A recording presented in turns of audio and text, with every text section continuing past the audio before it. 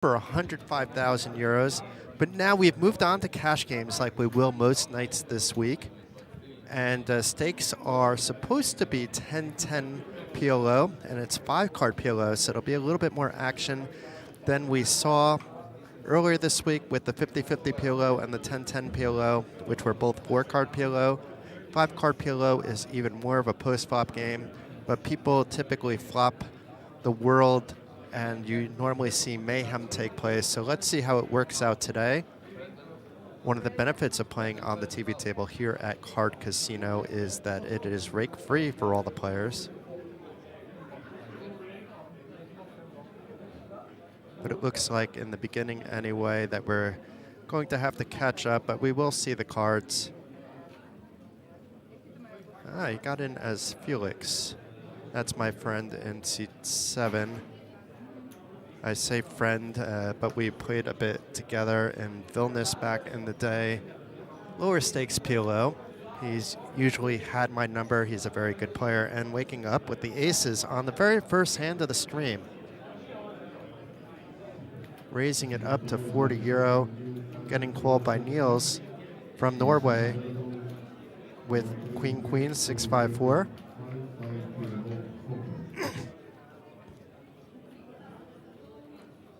And right now, this flop favors Felix, which is a nickname for him.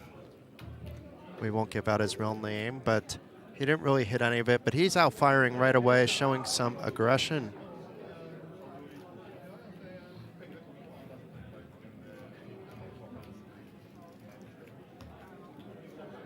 And does win the early pot.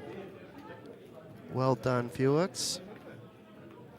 And good evening to everybody that's watching the stream. Thank you very much for tuning in. For those of you that do not recognize my voice, this is Jason Glatzer. I do poker commentating around the world. I've done a lot of cash game commentating, but also a lot of tournament commentating. But I'm better known for my poker reporting, and I do love to play myself. These days I'm playing a lot online and a little bit here and there as I travel around the world, mostly around Europe. I'm an American that has lived in Lithuania for about 14 years. I love everything about poker, which is why I do what I do.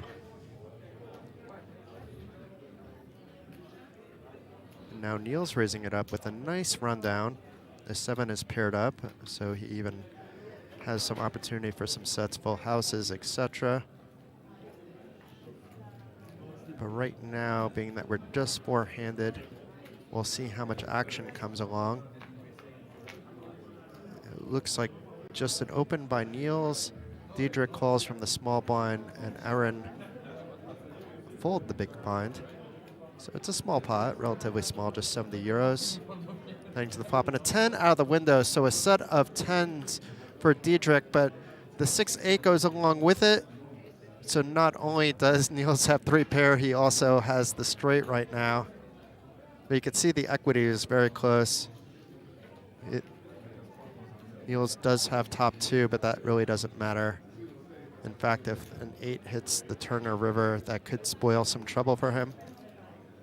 He might think he has the best hand where he doesn't. But meanwhile, Diedrich with top set, raising from 50 to 225. And that was a check raise. Niels likely will be going nowhere and jams in his stack. Diedrich makes the call, and we already have a 2,000 euro pot. Now, not much developed pre-flop, but all of a sudden things got crazy. Let's see how many times they run it. Will there be 1 board, 2 boards?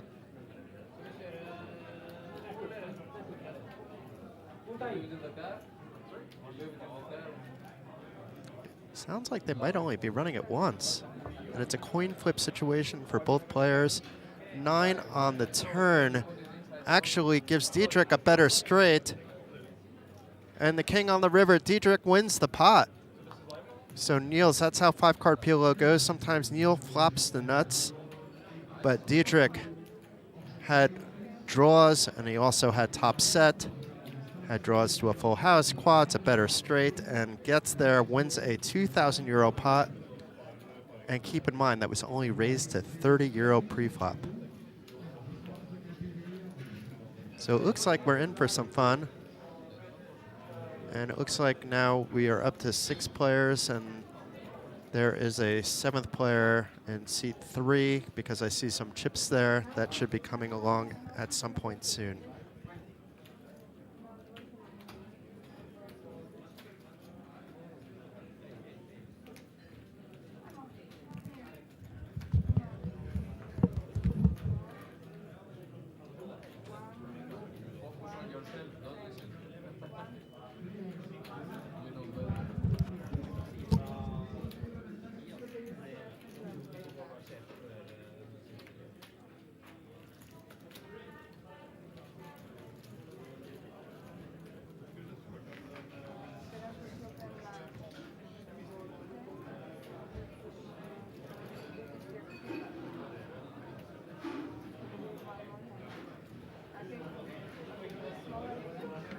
Getting ready for the next hand.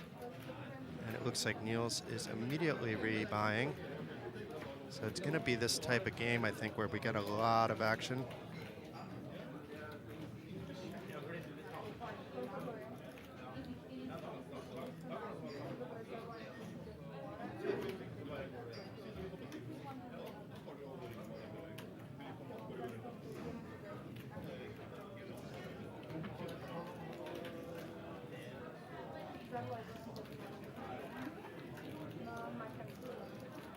And we do have a new player coming in at seat 3.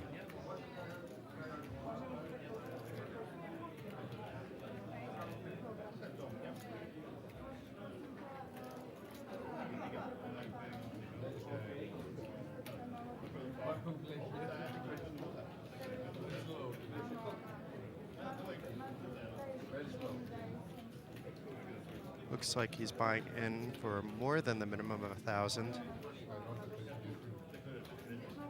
Looks like he's buying in for 14 or 1,500. But I won't be surprised if multiple players are sitting on big stacks before you know it, at least based on what we saw that last hand.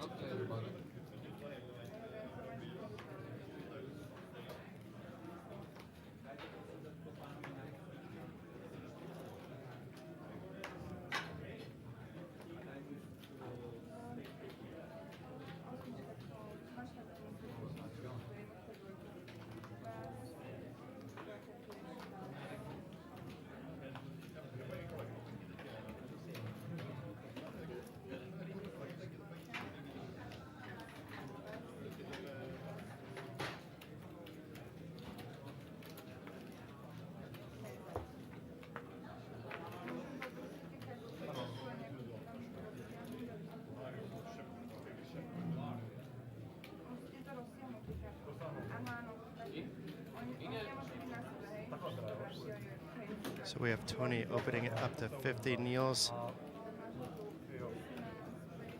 was straddling. It couldn't have been a straddle, so he must have limped under the gun. Sorry for missing the action. I have a few people messaging me about urgent things at the same time, but I'm going to close that down. They can wait until the stream is over. But Tony flopping top set, flopping a straight, flopping everything. Niels did have blockers for that straight, but blockers don't really mean much when you don't have anything else and you're facing a big bet, unless you're ready to bluff. And in that case, it would have turned out disastrous. Typically, you don't see on the flop a lot of bluffing. Maybe on the river you do in 5-card PLO. When pressure can be put on in a bloated pot situation. But let's get back to the action. I think we have the perfect number for 5-card PLO. 8 is actually fine. There's enough cards in the deck. But 7 is much better for 5-card PLO than 8.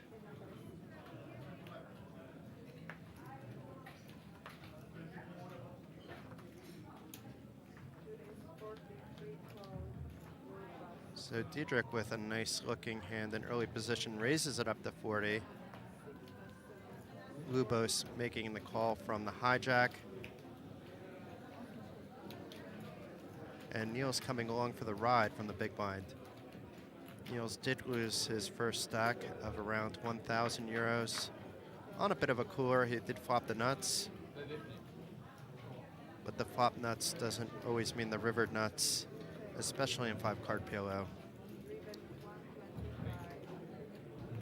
Two players check the Queen Jack 5 rainbow flop before Lubos, who has only 14% equity in the hand. He doesn't really have much, is trying to take it away with a bet of 125. Now, I don't think that's going to work because Diedrich not only has top pair, which isn't that fantastic in PLO, but also has that open-ended straight draw. Let's see how he approaches this hand. Diedrich did just double his stack not too long ago. And the jack on the turn could slow down the action.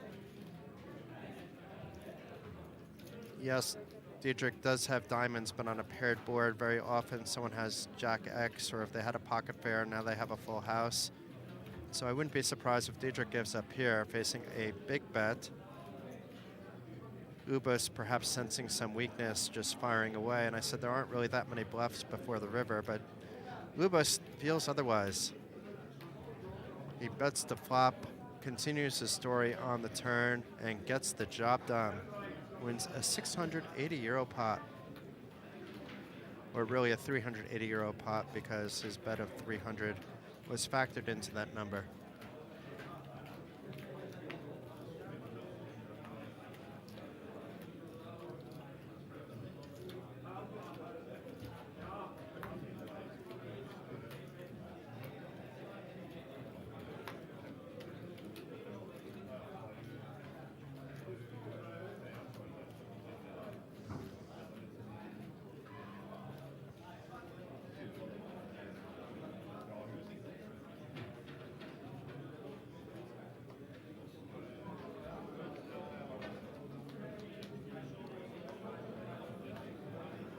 Quick fold over to Lubos and C3, who just won a hand. He's limping it in with 8-8-7-6-6.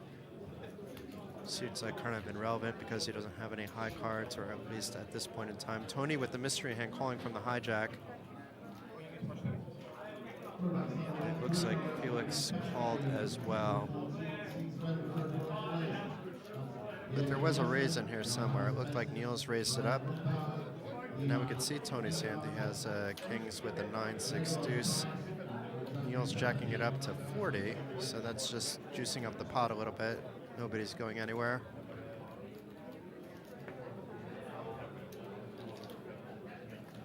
Could have wanted to make sure that the blinds would pay a price to get in as well.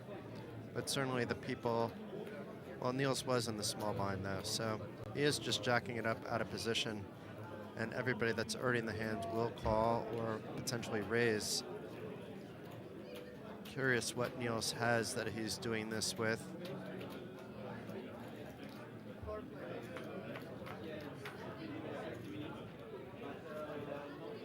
Ace 10-5 flop. Well, we see Felix has two pair, but it's top and bottom.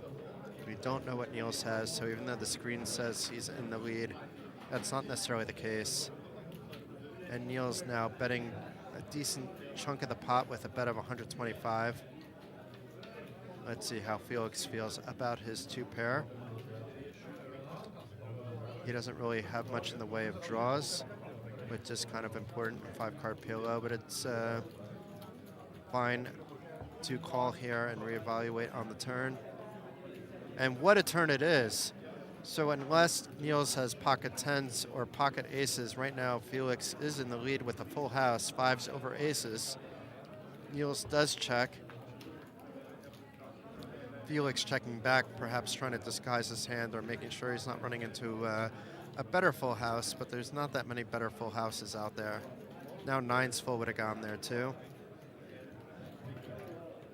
But it doesn't appear Niels had any of those hands. Was a bet for 250. Let's see if the camera will show us what Niels had. Doesn't look like it. They will, so we don't know what Niels called with, but we do know that Felix took down the pot with the full house.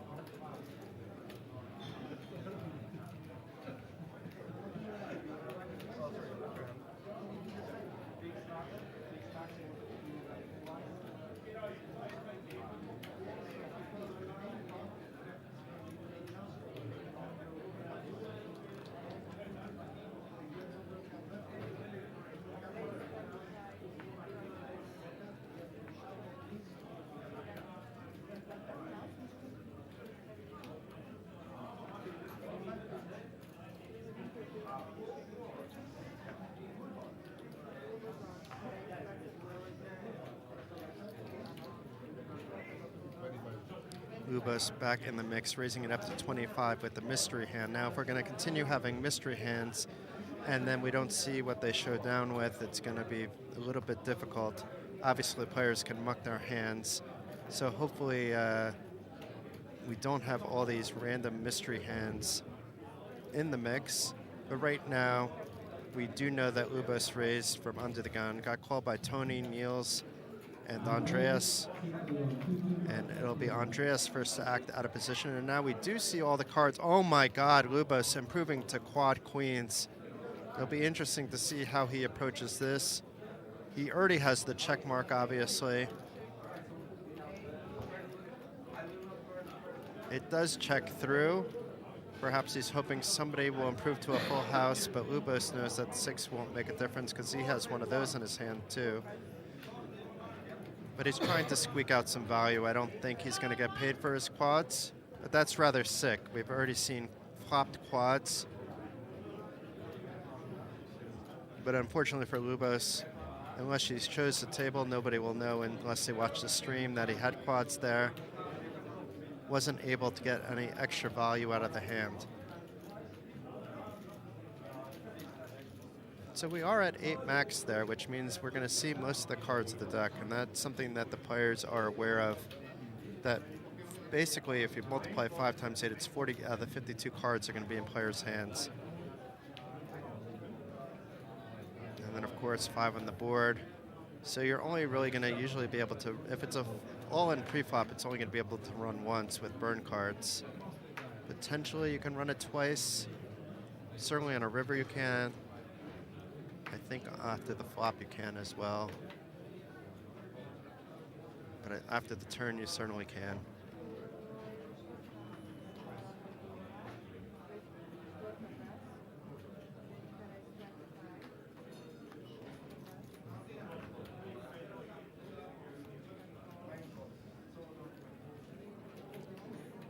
Ambi raises it up to 25. Niels calls. Diedrich also calls. Lubos calls as well. So already 100 in the pot. And Diedrich flopping top set with his Cowboys is a massive favorite at this point. He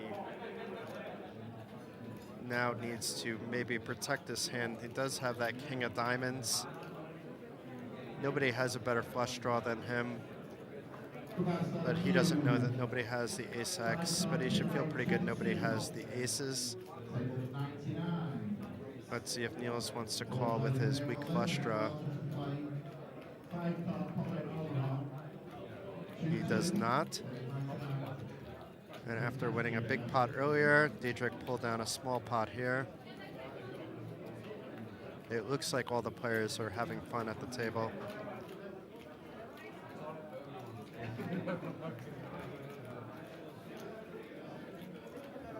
It's always nice at a cash game table when players are not just looking down and that they're talking to each other. Poker is meant to be a social game, especially a cash game, and especially a cash game with all the Norwegians in town for the Poker North Masters and Norwegian Championship.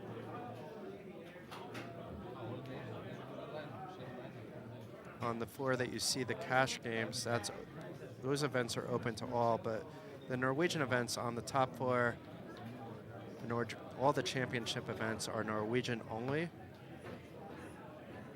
And they've been doing this for a couple decades now, always drawing big numbers, always drawing a fun crowd. The cash games are typically open to everyone. And this time around, with the Poker North Masters, there are a handful of non-championship tournaments for everyone to play as well.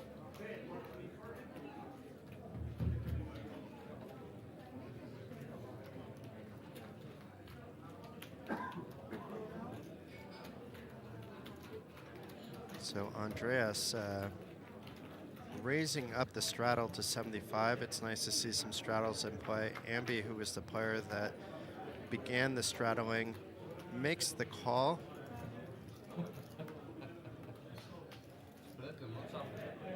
Nobody really flopped the world despite Andreas having top pair, but A bet from Andreas may get the job done.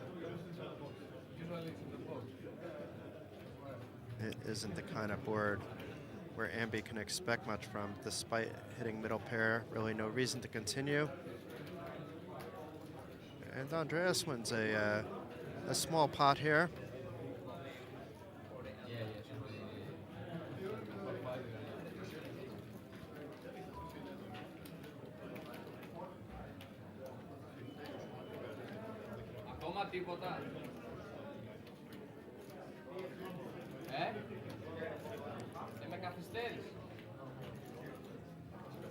A shout out to the TV table dealer, Sonia. I had a nice little chat with her before this action began.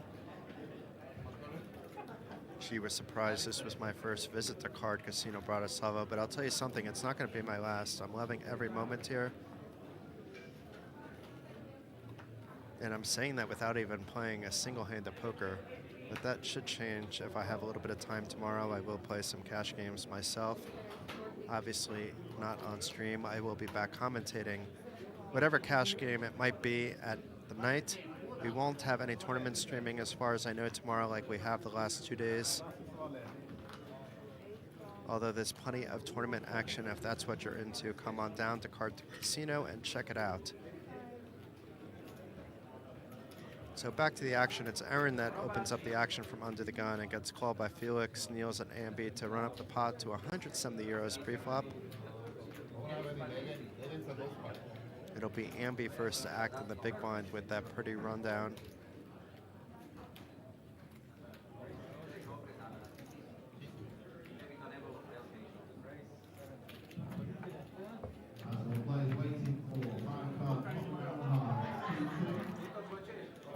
Seven, 4, 10 on the flop. It's Felix with the open ender, also top pair. Also with the only flush draw on the table. With the king of spades on the turn changes a little bit here. This gives Aaron top 2. Ambi has an open ender as well, up to Broadway, and is leading out the action for 125 euros. Aaron calls with 2 pair. And a gut shot Broadway draw, some other draws as well. Felix gets out of the way, Niels gets out of the way. And it wasn't Aaron calling, it was Aaron raising and got the job done.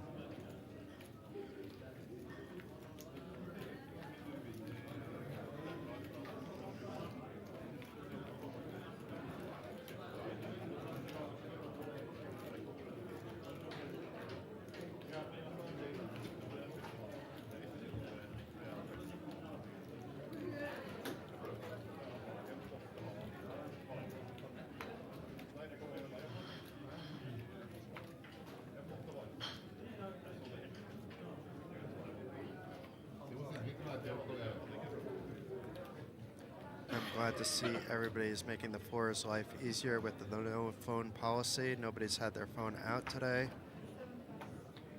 A couple days ago during the cash game stream, the floor came around and collected all the phones, so it's possible that happened before the stream began. That is always the best policy. So Niels opening up for a quarter there. Nobody wants to play with Niels this hand. Aaron will call and play this hand out of position, but has a very pretty hand. Right now you can see the equities are really close. Aaron flops top pair, Niels with bottom 2. Nobody with the flush draw, but Aaron holding that ace of diamond blocker. It's not really a blocker, but he's the only one that can rep that nut flush if need be. If another diamond comes on the board, he knows he could potentially be a little bit aggressive to take down the pot. And check calls a bet of 45, and it's an ace on the turn. So now Aaron improves to top 2. And it goes check, check, and a 5 of spades on the river and a full house for Niels. Let's see if he can get any value. Aaron checks again. Is Neil's going to try for some value? He's behind some hands. He's behind ace-5, king-5, pocket kings, pocket aces. Those are the 4 possibilities. And does bet a pot-sized bet of 150. Aaron does make the call, and we'll get the bad news. Niels, who had to rebuy already, he's the only player to do so, is doing much better with this second bullet.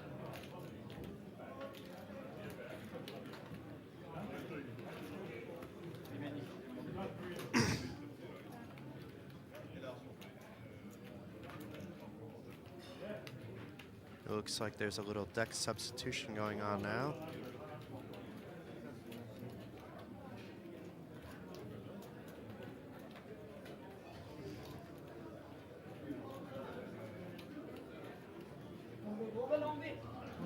Sonia double checking that everything is in place. It looks like all the cards are there. It looks like they're just testing that the reader works for Niels, or that the reader works in general for this deck of cards. It appears they got go ahead. But how this all works is all the cards have an RFID chip. That's get read by some sensors, and that's how we can see the whole cards on delay.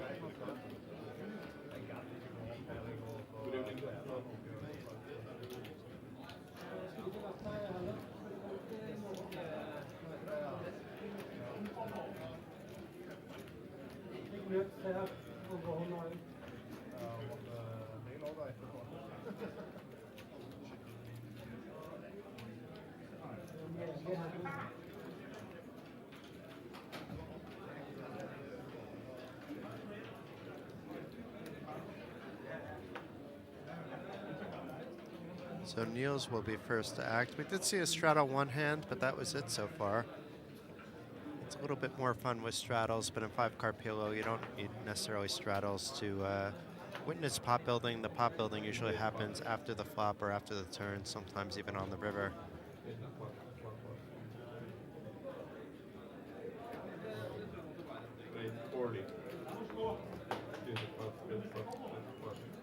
So apparently Niels did not raise for quarter, because that was removed, and it's Lubos.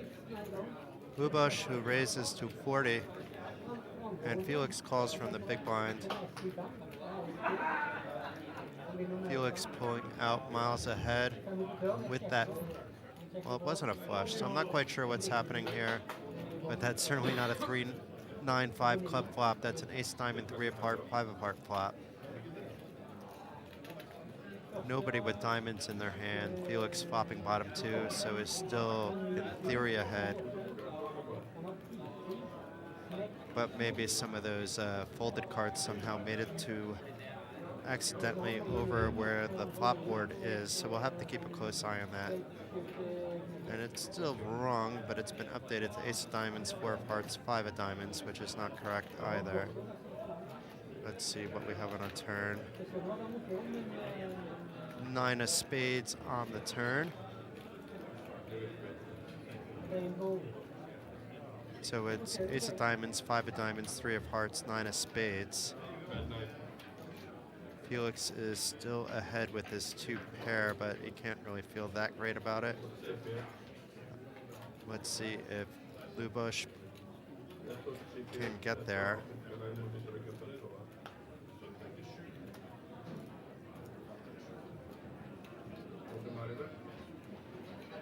But it looked like a bet of 75 by Felix and a call by Lubos. We'll try to follow the chips and the cards on the board this hand. Okay, now we have the board all caught up. The 10 of hearts on the river. Still Felix ahead with his bottom 2 pair, but he can't feel that confident. It does go check, check, and Felix takes down the pot. It is for more than 90 euro because there was a bet of 75 on the flop and a call. So I believe it was for 240 euro. It could have been a 90 euro bet too, but it was for at least 240 euro that he won. So his stack may be off unless it's caught up by our technicians, but it seems like they're trying to catch up with things. as we speak.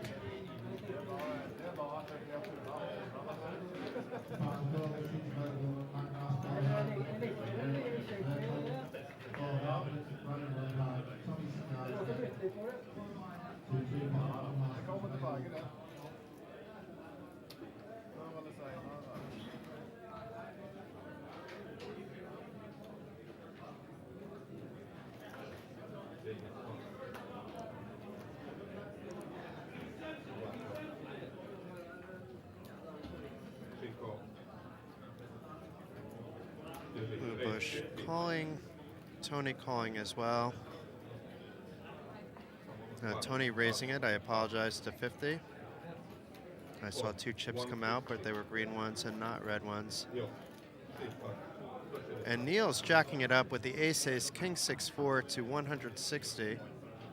Let's see if that gets Lubosh out of the way. Indeed it does. And Tony may peel here in position.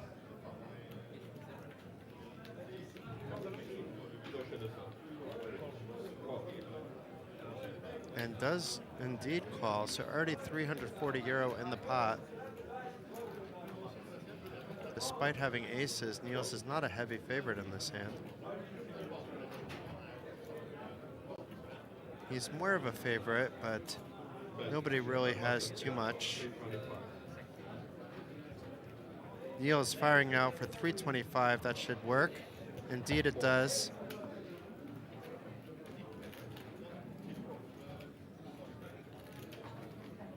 And Niels is on his way to getting that first buy-in back that he lost. Won a couple of smallish pots. Not minuscule, but not massive like the pot that he lost.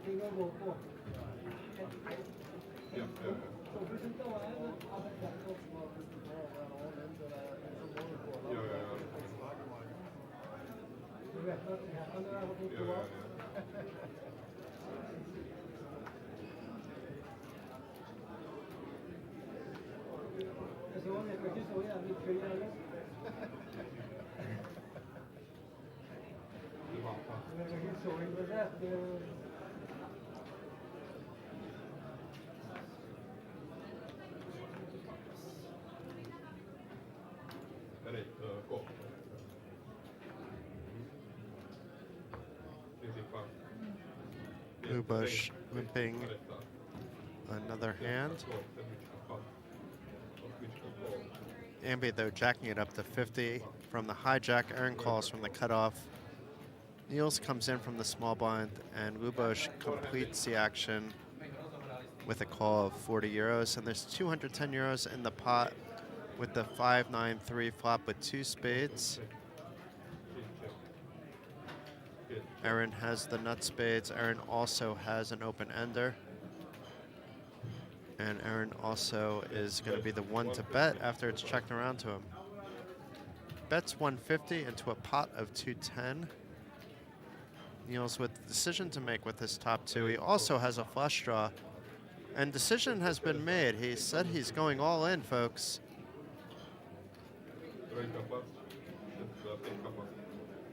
Now, Ambi also at the king of spades, 10 of spades. It wasn't a nut spade flush draw and was able to get out of the way.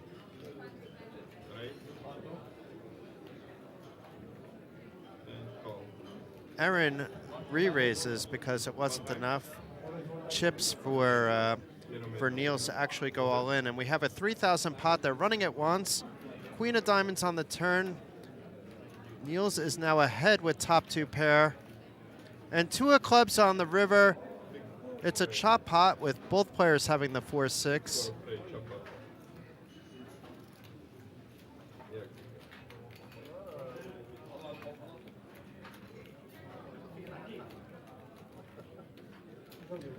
Whereas on the first two streams, whenever there was an all-in and call, we more often than not saw the boards run twice. Here we had two all-in and calls, and both times the board was run once.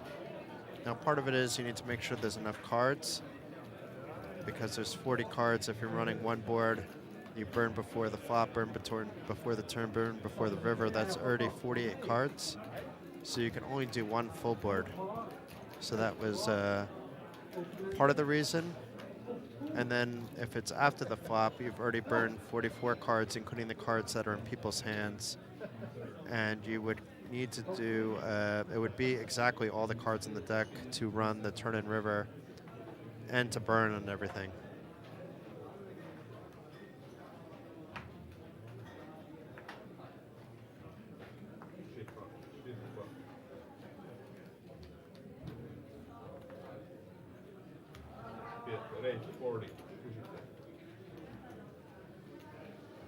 Ambi not afraid to be raising pre-flop. He seems to be the aggressor a lot of these hands. Opening up the 40 from the hijack, from the middle position, Aaron calling from the hijack. And it'll go heads up to a flop.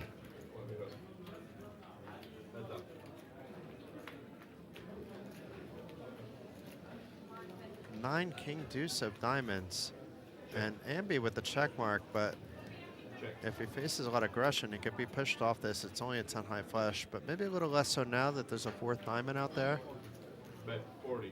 Ambi bets 40. And a quick fold by Aaron, and Ambi wins a small pot.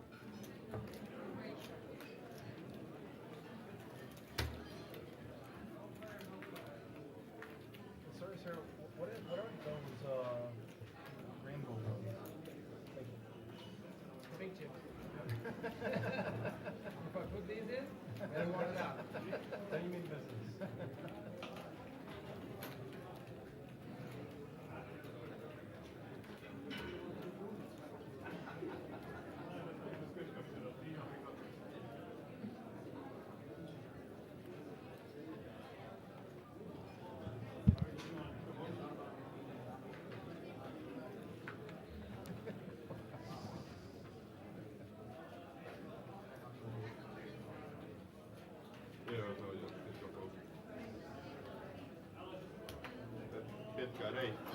Ambi opening it up once again, this time to 40 for a pot-sized bet. Aaron calls with the mystery hand. And two of them just faced off the last hand, but there was really nothing to see here. Diedrich is firing out a 3-bet 170. to 170, a pot-sized 3-bet.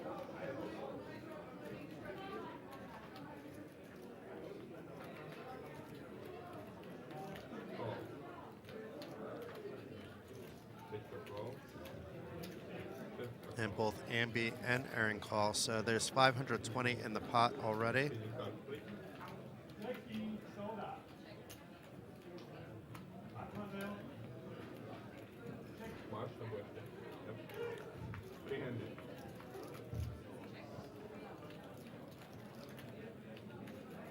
And this could be dangerous for Ambi because he did hit the 7, but because Diedrich 3-bet, he has a lot of aces in his hand, does flop that full house, does already have the check mark.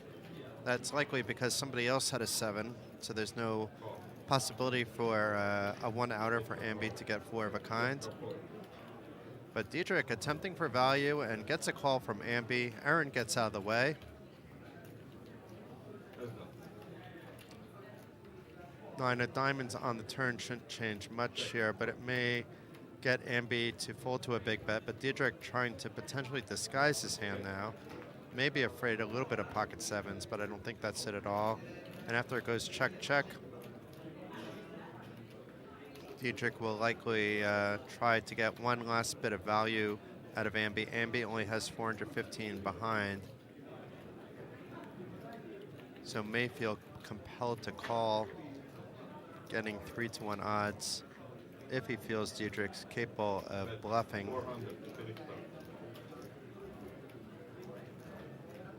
So not quite Ambi's full stack. Ambi in theory would have 15 left if he called, but lays down his trips and wisely slow, not necessarily because of the full house. Of course, that's part of the reason, but he would have been losing to a flush as well.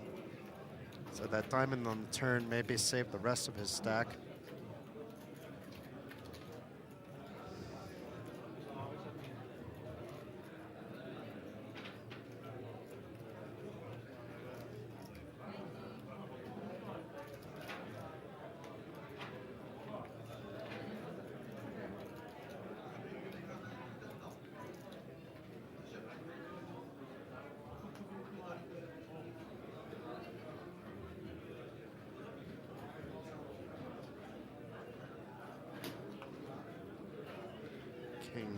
10, 9, 5 for Ambi.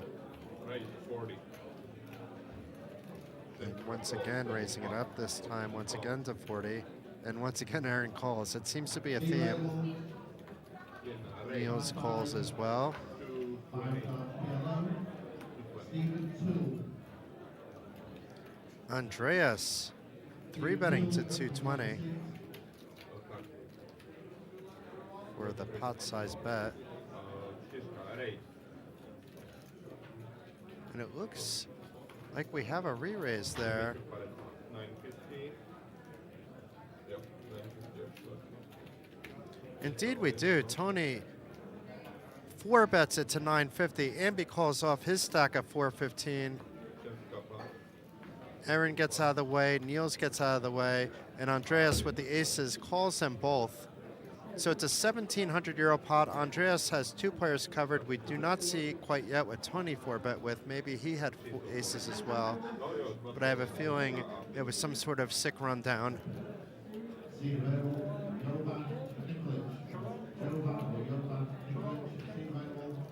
Or maybe that didn't happen the way it happened, but I believe it did.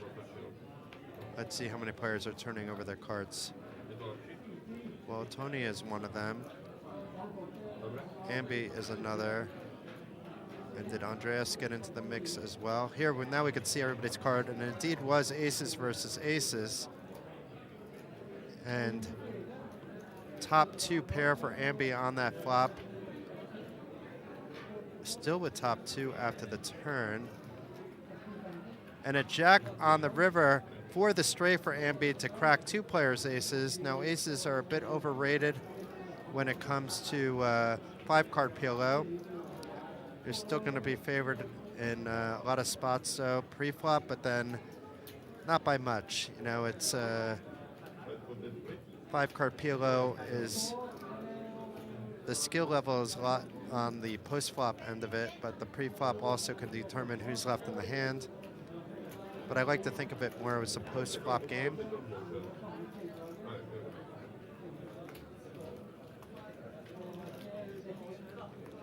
It's certainly a game where you shouldn't like overvalue your queen-high flush draws or your queen-high mate flushes. Because very often somebody will have a king-high flush, and sometimes you shouldn't overvalue your king-high flushes depending on the action in front of you. Even an ace-high flush isn't safe if there's still more cards to come, because there's a good chance someone hit a set on a board or someone hit 2 pair that may fill up. So if the board pairs, you kind of have to slow down even on your flushes. And that's very player dependent. There's a lot of players that are very polarized and even have like a merged range as well. I don't know how much these players have played with each other before. Wait, but not fair. Oh, sorry. Hold. This cup. Get kapot. Set kapot. Kapot. So I'm not quite sure who opened what here, but we did have a button straddle. That's why things are going in this order. And it looks like the button straddle maybe killed some of the action.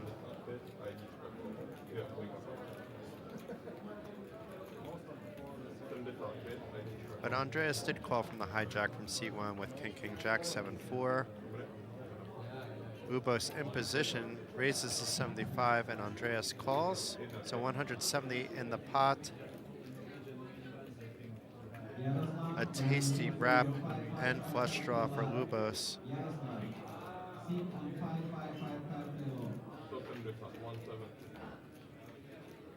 Let's see. Ubos does bet his monster draw and takes down the hand after Andreas gives up on his cards.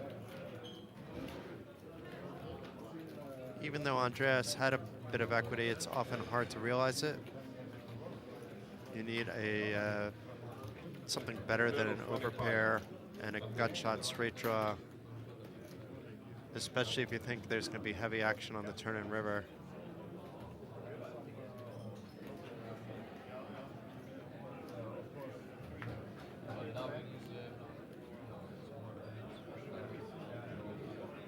It's not like Hold'em where your kings and aces aren't really looked at as set mining, quad mining, getting full houses. They're not made hands in PLO5 for sure.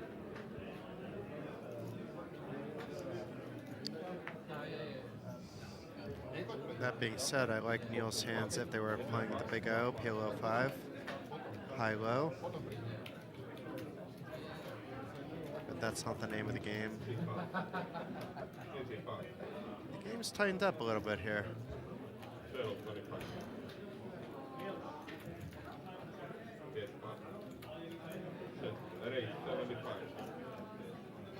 So it looks like we potentially had an under-the-gun straddle, and we did. Aaron raises to 75 out of position, and Felix makes the call.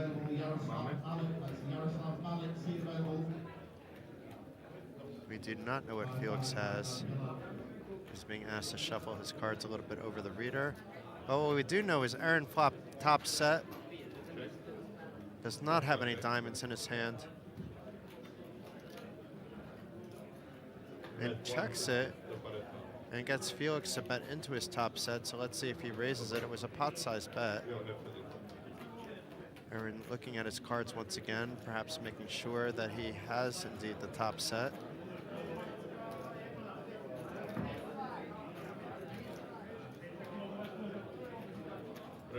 Does indeed raise. So we still don't know what Felix has.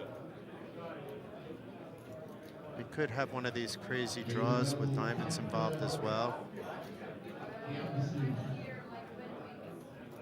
But I'm guessing not based on his fold. He was just trying to take down the pot, but wasn't going to be able to do so with Aaron flopping top set.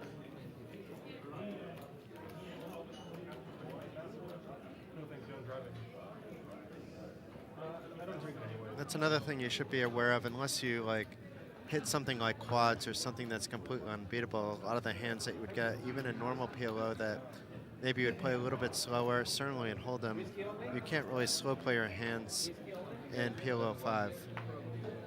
You very often will pay a big price for that. There's so many cards to come.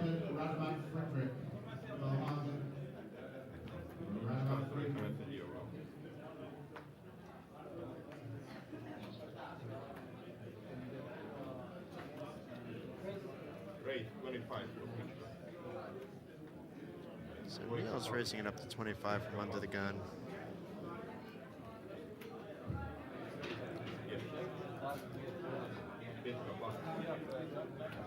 I'm not sure if that was a raise or a straddle. It says raise there.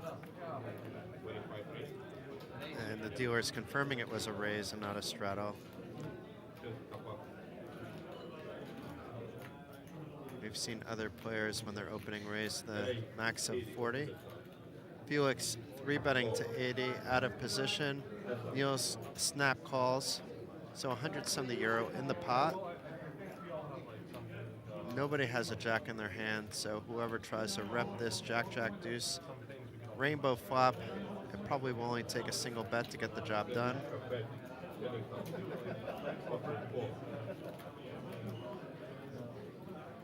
And it didn't even take a big bet. It was only a bet of 60 euros.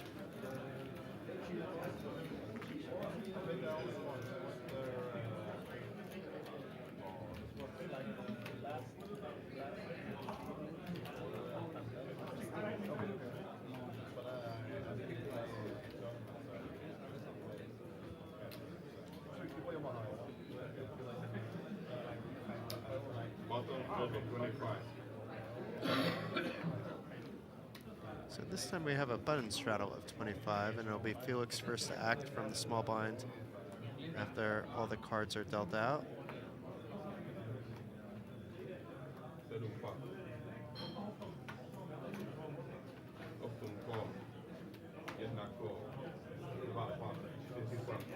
Felix and Andreas call.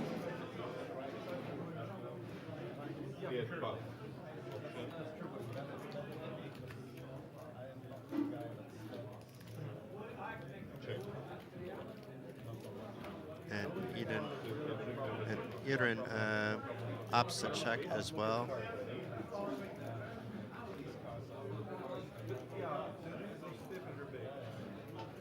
Andreas with a good Sviten special hand with the trip aces, but this isn't Sviten special, it's 5-card PLO. And Neil's betting out his top 2 pair for 75. Gets called by Andreas, and Aaron calls as well with a jack-high flush draw. And somehow the case ace comes on the turn. That's sort of a miracle, but you could see that Andreas is not out of the woods yet, but it is Niels with the set of queens. I said he had 2 pair, but he actually had top set, no longer has top set. That was a huge 1-out cooler. Andreas didn't have very much more, so it could have gone worse for Niels. Aaron gets out of the way with the only flush draw out of the 3 players. And Niels calls and will need a 1-outer of his own to improve to quads. And the 5 of diamonds doesn't get the job done. But if the jack-9 of diamonds stayed in the hand, that would have won the hand. And Andreas doubles up after getting that case ace to improve to a better set than Niels. And although Niels was off to a hot start on the second bullet, now he has given a lot of that back to Andreas.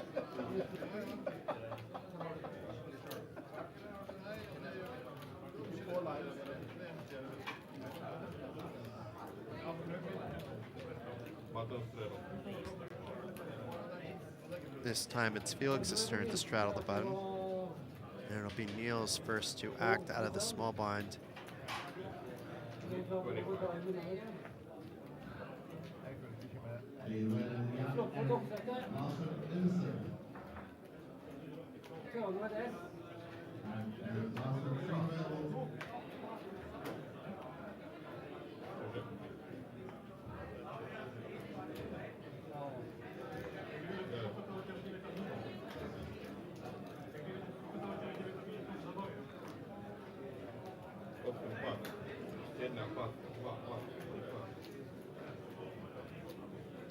Folds around to Luboš, and now Tony does just call from middle position.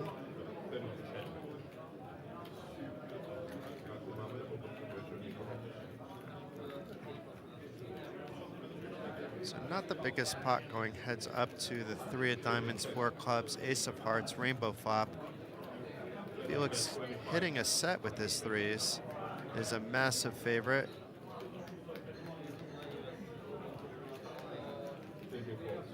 Does bet 25 and is unable to realize value. However, he can't be too disappointed there, because if he did get a call, his opponent would have had a better hand than what he was showing, and perhaps some draws and putting him in a difficult spot, even though Felix was in position later on in the hand.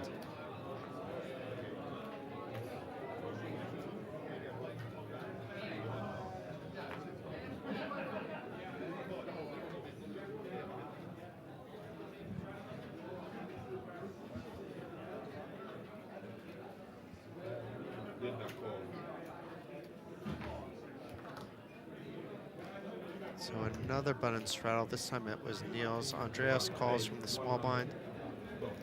Diedrich with the queen, queen, jack, jack 10, raising it up to 100. That's enough to clear out a few of the players.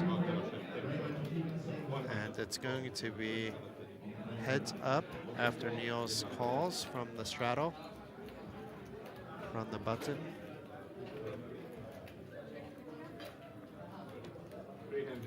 Although Andreas also did call, we just caught up with that graphic. And Diedrich with the straight and draws to an even better straight, although he's blocking some of those draws. And meanwhile, Niels once again flops a set, has a flush draw. So you can see, despite Diedrich making a hand, it's Niels with a bigger amount of equity and bets out a pot size bet of 300. Andreas getting his chips in with a straight, but his straight's not very good. Doesn't have any redraws. Is drawing really thin. I'm not sure even where that 3% comes from. perhaps 10 and 10, but one of those 10s is being blocked. Maybe the 6s aren't blocked. But Dietrich coming in over the top. Niels doesn't have that much left behind and is going to make the call with this set and nut flush draw. The ace of diamonds on the turn does not change much. And the 3 of hearts river changes it all. Niels is able to triple up, and it looks like that Dietrich also had a flush, was able to gain a side pot against Andreas. It may take a little time to sort this one out.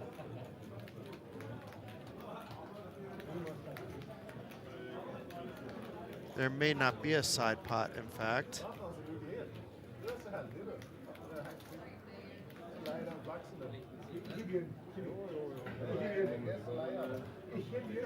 It looks like there was a small side pot.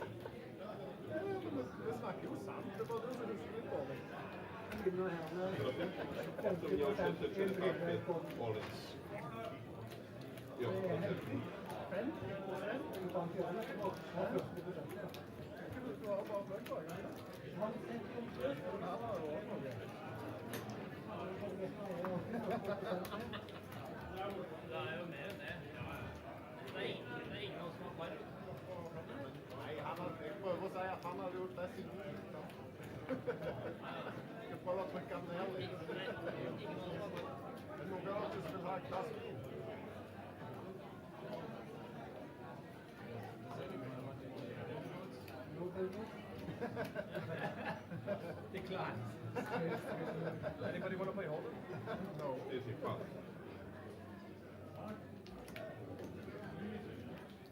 Yes, pass, just pass. I heard one of the players ask, anyone want to play Hold'em? That got a nice laugh from the table. 40. Felix raising it up to 40 with Queen, Queen, Jack 10, 4. Niels, maybe Niels didn't have those aces. I can't see Niels have folding with aces in his hand, so something is not right.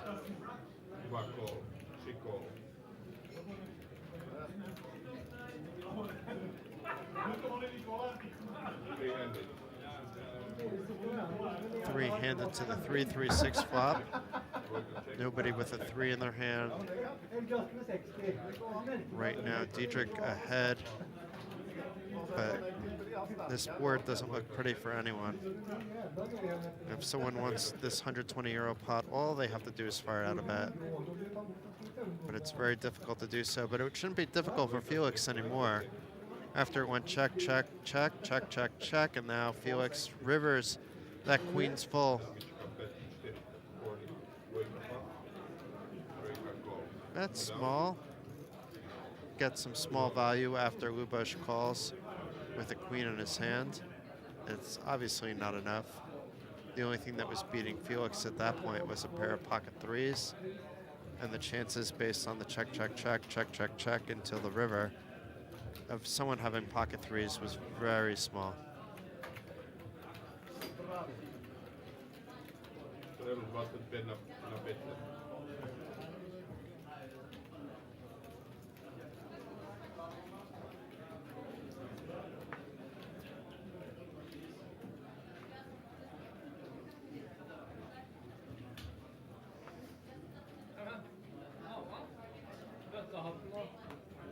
So for those of you just tuning in, this is Jason Glatzer coming to you live from Card Casino Bratislava. All the Norwegian poker players are in town, including 2022 WSOP champ Espen Ole Norsad for the Poker North Masters and Norwegian Championship. Norwegian Championship is in a different area of the casino. Where this cash game is taking place is where some of the fully open tournaments are taking place.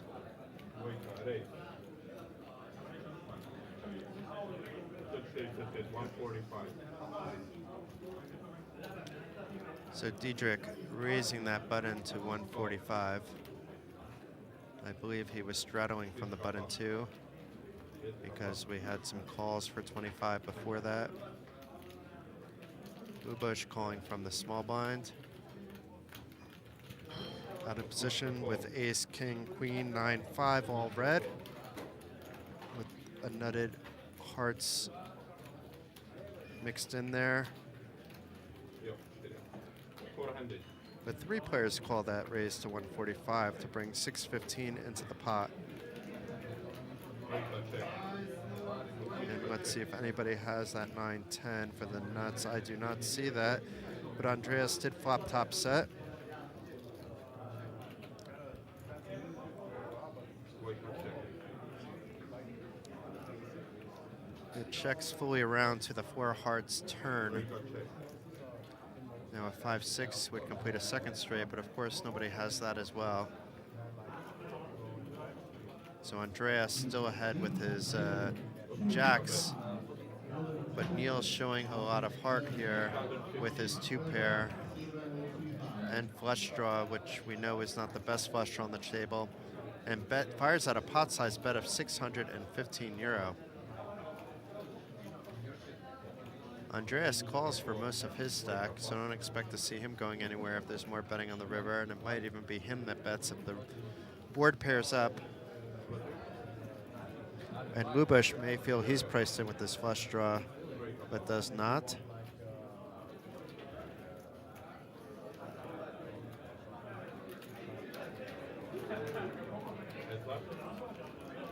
And the board does pair with that 8 of clubs, so Andreas improves to jacks full of 8s.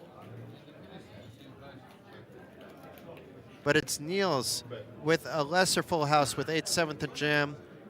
Andreas snap calls for 240 euro and wins a massive 2,000 euro pot. 2,300 euro pot. And for the second time, Niels is on the losing end of an all-in and a call.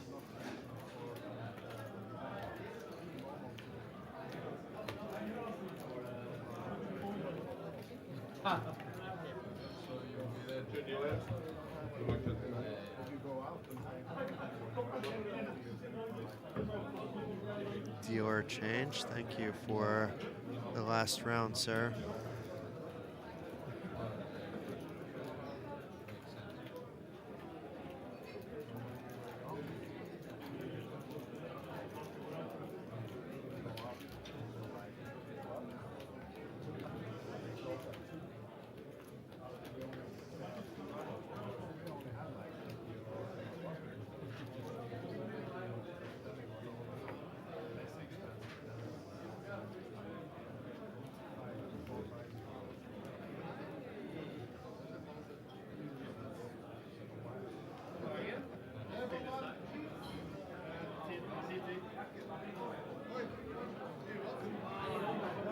Back to a button straddle.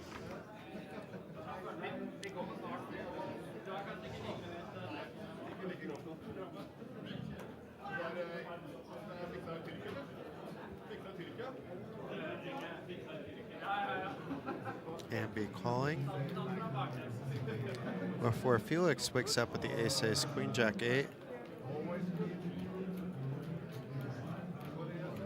He did 3-bet. I don't know if it was a pot size or not, but we shall see soon. But it folds, it looks like,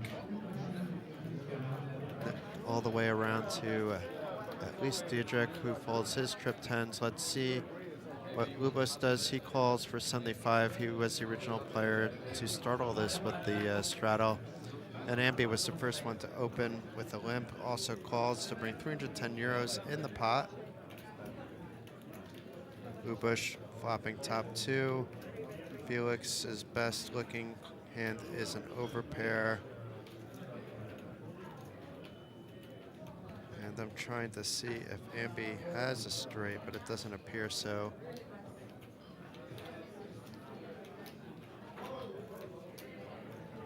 And Lubush is able to get the job done. After it's checked over to him, he bet his 2 pair. Nobody else felt that confident in what they had.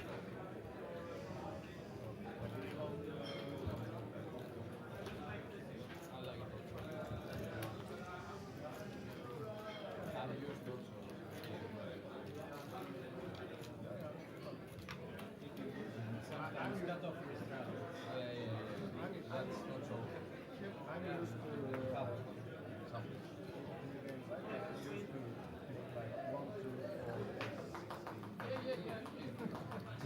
like 1, 2,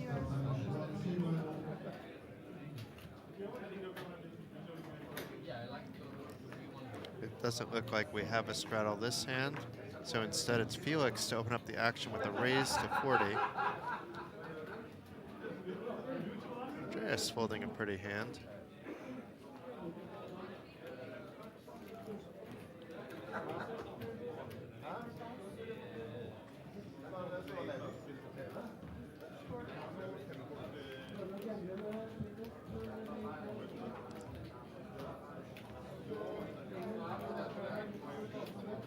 Ambi calls from the small blind, and it'll go heads up to a flop.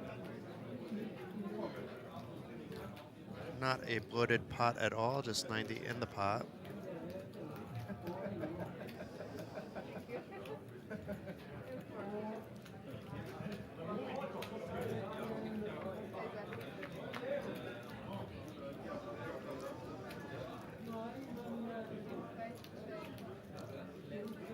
And Ambi with the nut flush draw, wheel draw, also middle pair, which is a little bit irrelevant, but it went check, bet, fold. Ambi picks up a small pot.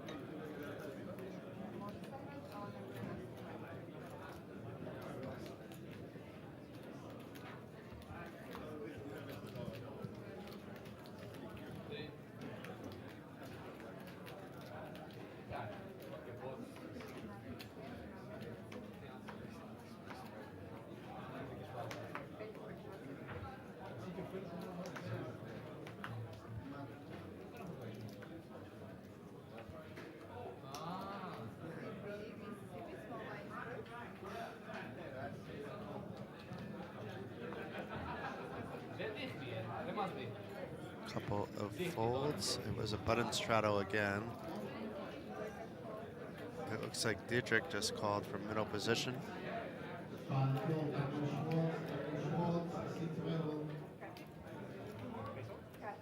Tony comes along from the cutoff, as does Ambi from the straddle, just checking back his option.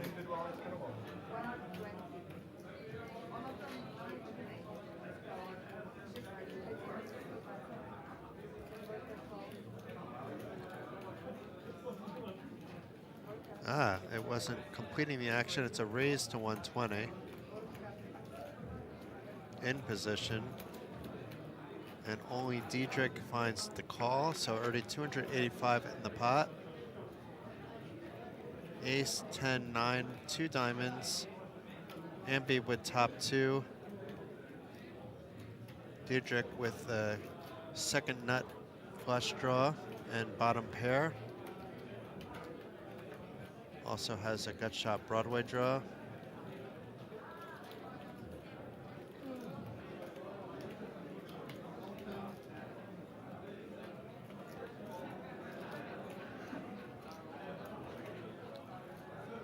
So Diedrich checks, Ambi bets his top 2 pair for 200, and Diedrich indeed does make the call, and the 3 of spades on the river, on the turn, giving Diedrich bottom 2 pair on top of his flush draw. And checks again. It looks like Andy bet.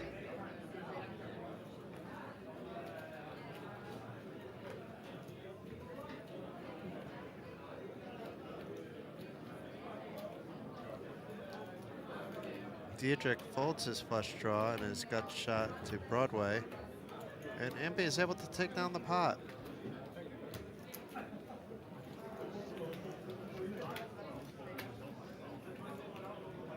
That was nice of Ambi, tipping the dealer a 5-ball.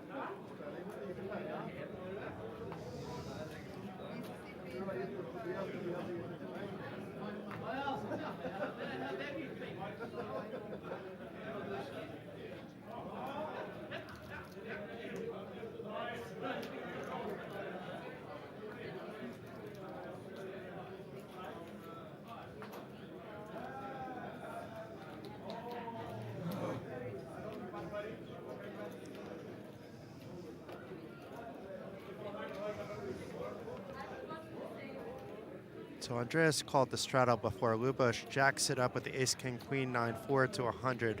Aaron calls, Andreas calls, so it's going to go three-way to the 7-8-4 rainbow flop. Nobody with 5-6 in their hand. Let's see how this plays out.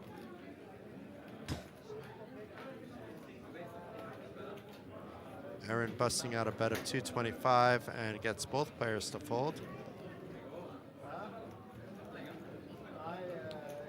So this game is getting quite aggressive post-flop.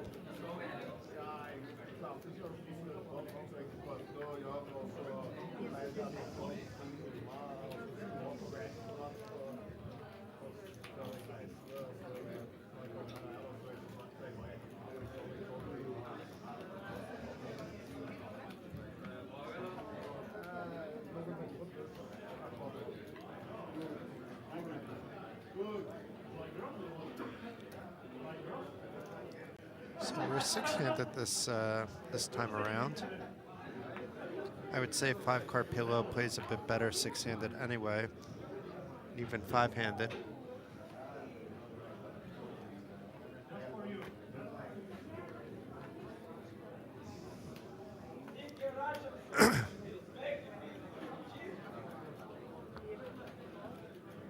We have another straddle. The players in the blinds fold. Diedrich opts to limp.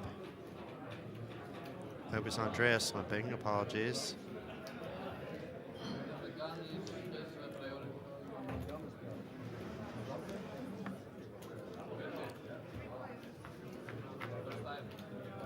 Ambi calls and Felix checks his button straddle option. Andreas flops trips and checks. And now has a full house, so maybe we'll try to get some value. The pot is small. Bets a little more than half the pot. I don't see anybody calling, even though Felix does have the queen in his hand. That's not really enough. He recognizes that, and Andreas doesn't really need to sweat and took down the pot.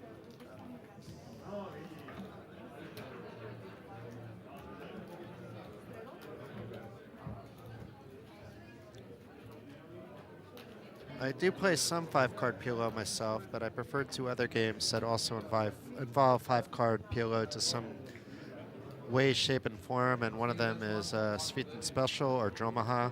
That's one of my favorite poker games. It's a combination of PLO5 and five-card draw, and the other one is the Big O, five-card PLO8.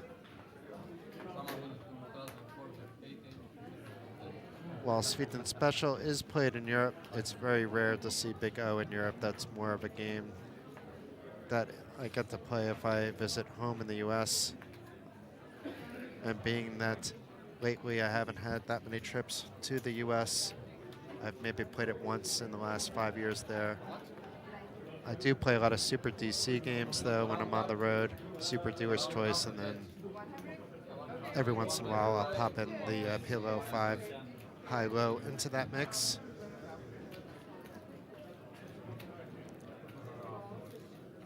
But when there is no Dealer's Choice games, and I prefer playing PLO5 or PLO4. But it looks like with Ambi raising it to 100, Aaron calling from the hijack, we're going to go heads up to the flop. We know Ambi flop middle set here. Also a gut shot straight draw.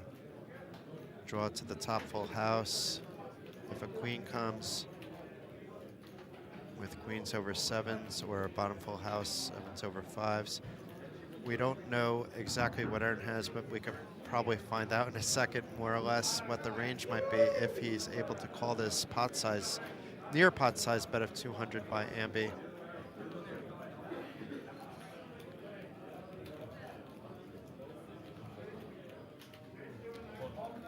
Well, this is, I was talking about Sviten Special. That's a beautiful Sviten Special hand, those aces 5-4. But I don't like having three aces in my hand in any form of PLO.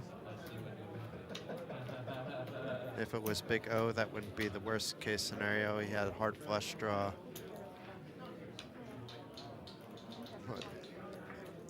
And also, the more people in the hand, I even like that hand less and less.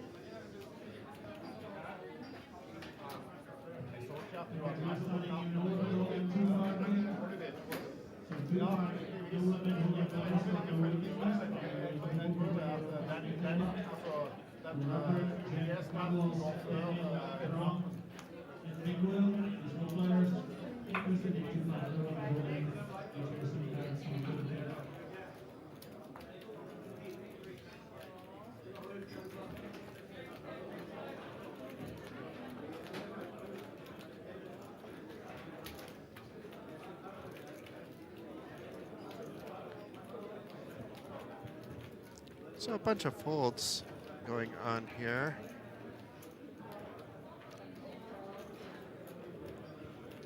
It was an under the gun straddle, it seems. And Andreas raising it up to 75 from the button. Ambi 3-betting his ace-ace jack 6-5 with the nut diamond potential draw. Lubush coming in with the ace-king-king 6-2, and Andreas in with the mystery hand. No longer is it a mystery. Ace-king-10, 6-5 double suited, although some of those cards are in other people's hands.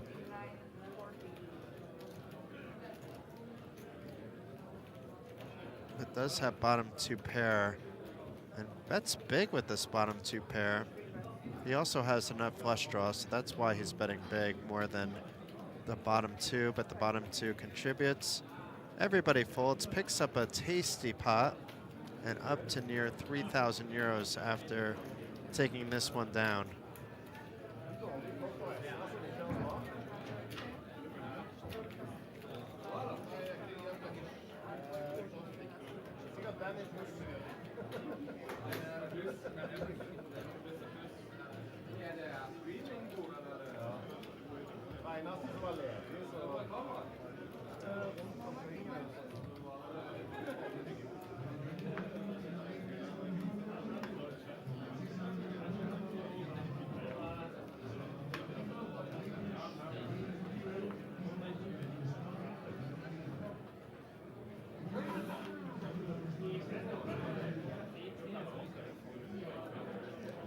Doesn't look like this hand we have any straddle at all, so it's a raise by Aaron, probably till 40, but let's see, to 50.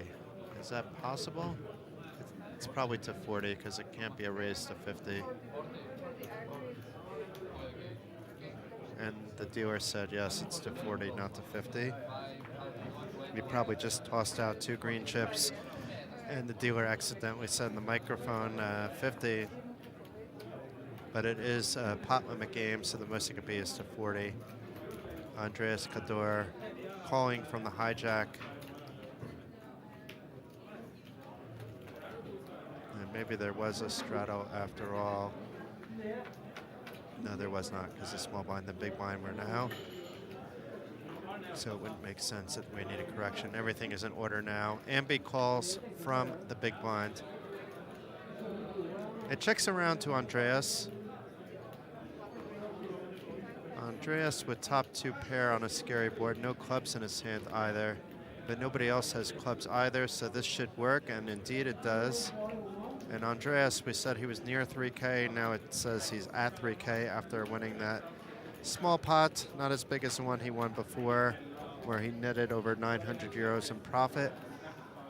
This time it was a 90 euro profit.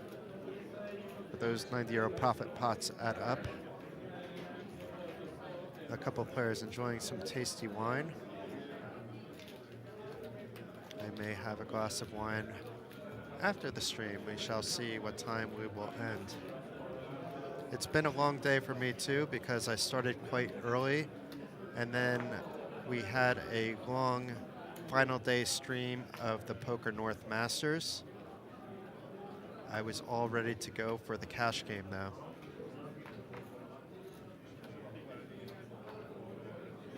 But even though the spirits are high,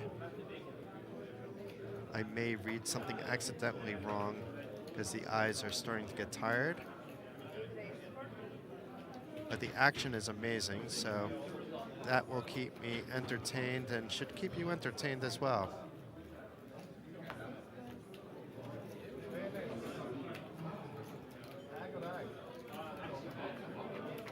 So it's a heads-up pot with just 90 euros in the middle.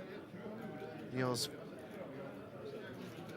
I thought the flop was different. I thought it was ace jack 6, which would give Niels top 2. And maybe we're not heads up because now I see Aaron. No, we weren't heads up anyway, so Aaron's in the pot. And now it says ace jack 6, so that was indeed correct. And Niels with top 2. But it's Ambi that bets. Niels calls. It is a rainbow flop, but there's still a lot of dangerous cards there for Niels, not knowing what Ambi has. The 4 diamonds, for example, would open a flush draw for Ambi if Ambi had diamonds. So I'm just thinking about what Niels could be thinking. But now that Ambi checks, Niels bets big, takes down the pot. There's nothing to worry about anymore.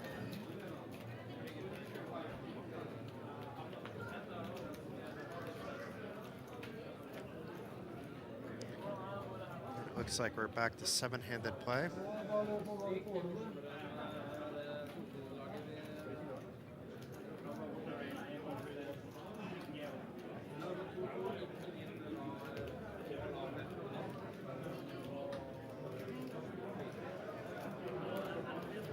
Why sometimes you see the graphics a little bit differently is if like a card accidentally goes over the board, you know, where the board is supposed to go, it reads it as part of the board.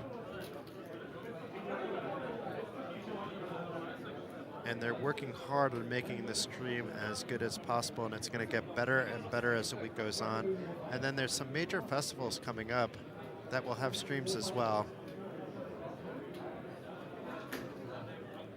I will not be here for the first few because I have other engagements, but I will see if I can make it back for one, either as a player or hopefully at some point I'm invited back as a commentator or even a live reporter, which I typically do more often. I enjoy the commentating a little bit more, but I also enjoy my job as a live reporter.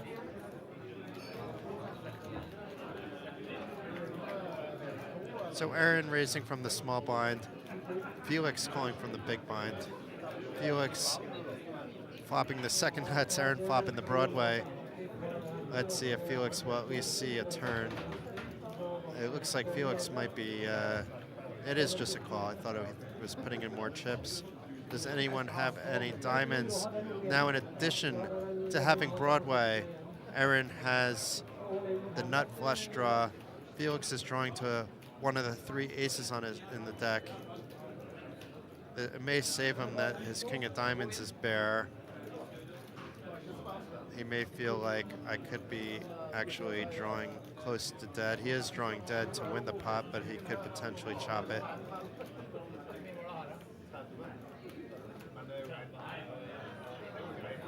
Wisely understands the situation and gives up on the hand. That's the game in Lithuania that we play. It's like typically 2-2 DC between PLO5 and No Limit Hold'em, where and Crazy Pineapple, and 95% of the time it's PLO4 with occasionally coming to PLO5 if it's like 6 or 7 players or less at the table. And it's a 2-2 affair, but it's with guys like Felix here, and some players, no offense to Felix, that I consider even stronger than Felix. And I see them on the road, and some of them are playing 10-25 Hold'em. Others are playing, as you can see, Felix here, like games like 10-10 Omaha, and he would play even a little bit higher. He wouldn't mind playing, I think he'd play as high as 10-25. I'm not sure if he would play higher than that. I'm pretty sure he wouldn't enter, let's say, that 50-50 game. And they're beating those games as well, so I'm getting a lot of good practice against those guys, but you can understand why that game isn't the softest 2-2 game and why I'm leaning towards usually playing more tournaments when I'm at home and playing more cash when I'm on the road. There's a lot of good tournament players that show out, but I can hold my own there more than I can against a very tough PLO lineup. I was up and down in that game for a while, in fact. But it's probably like one of the toughest 2-2 games in all of Europe.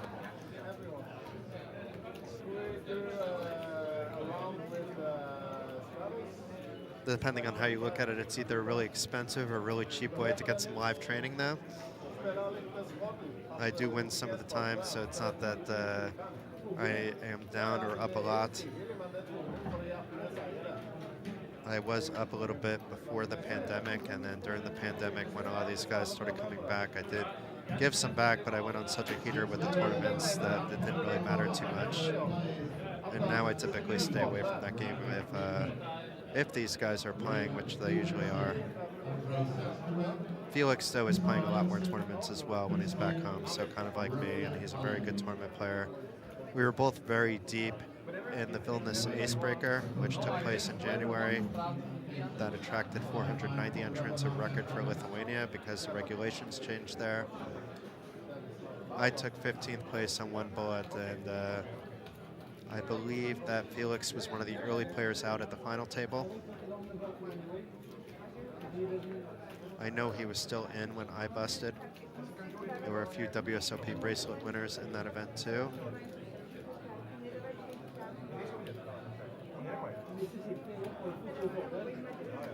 You're the best here, Sonia. Sonia's our dealer here, instructing about how to use the reader here. We do ask that players do their best with that. They do get some benefits by playing on the TV table, including it's a rake-free game, which can save quite a lot of money, especially at these stakes. I believe at least some of the time there's free drinks. I don't know if that's a policy or not, but I can find out before tomorrow's stream.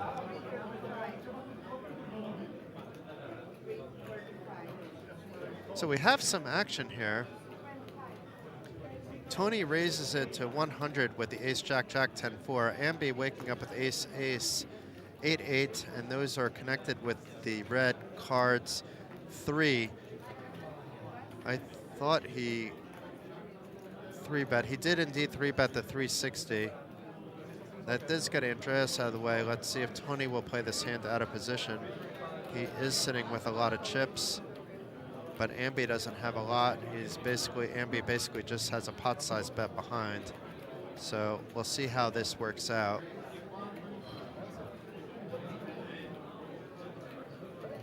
Tony also has the nut clubs if there are clubs that come out on the board with that ace-4. But it is the hearts that come.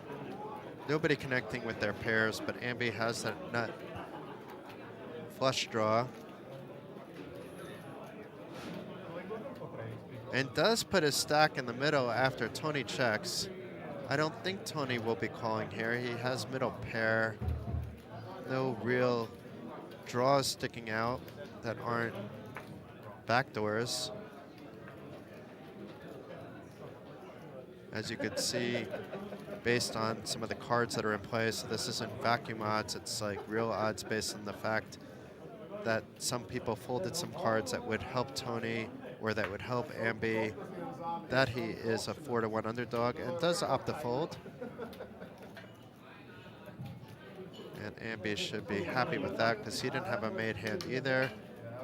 And very often if he's called, he's facing like some sets, and then he really would need that flush draw or a better set to come. But not this time around. This time around his opponent had even less than he did, and Ambi had a backup plan with that flush draw. I do like the play by him. Because if you wait to the turn, then your opponent can catch up, or it really doesn't matter. You should just get it in there on the flop.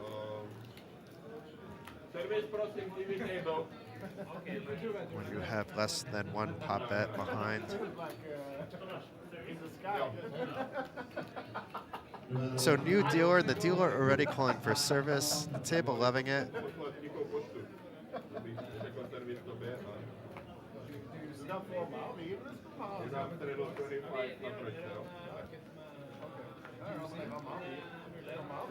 No. You don't want to. You don't want to hear it. I'd rather it. So it looks like we have an early position straddle and under the gun straddle.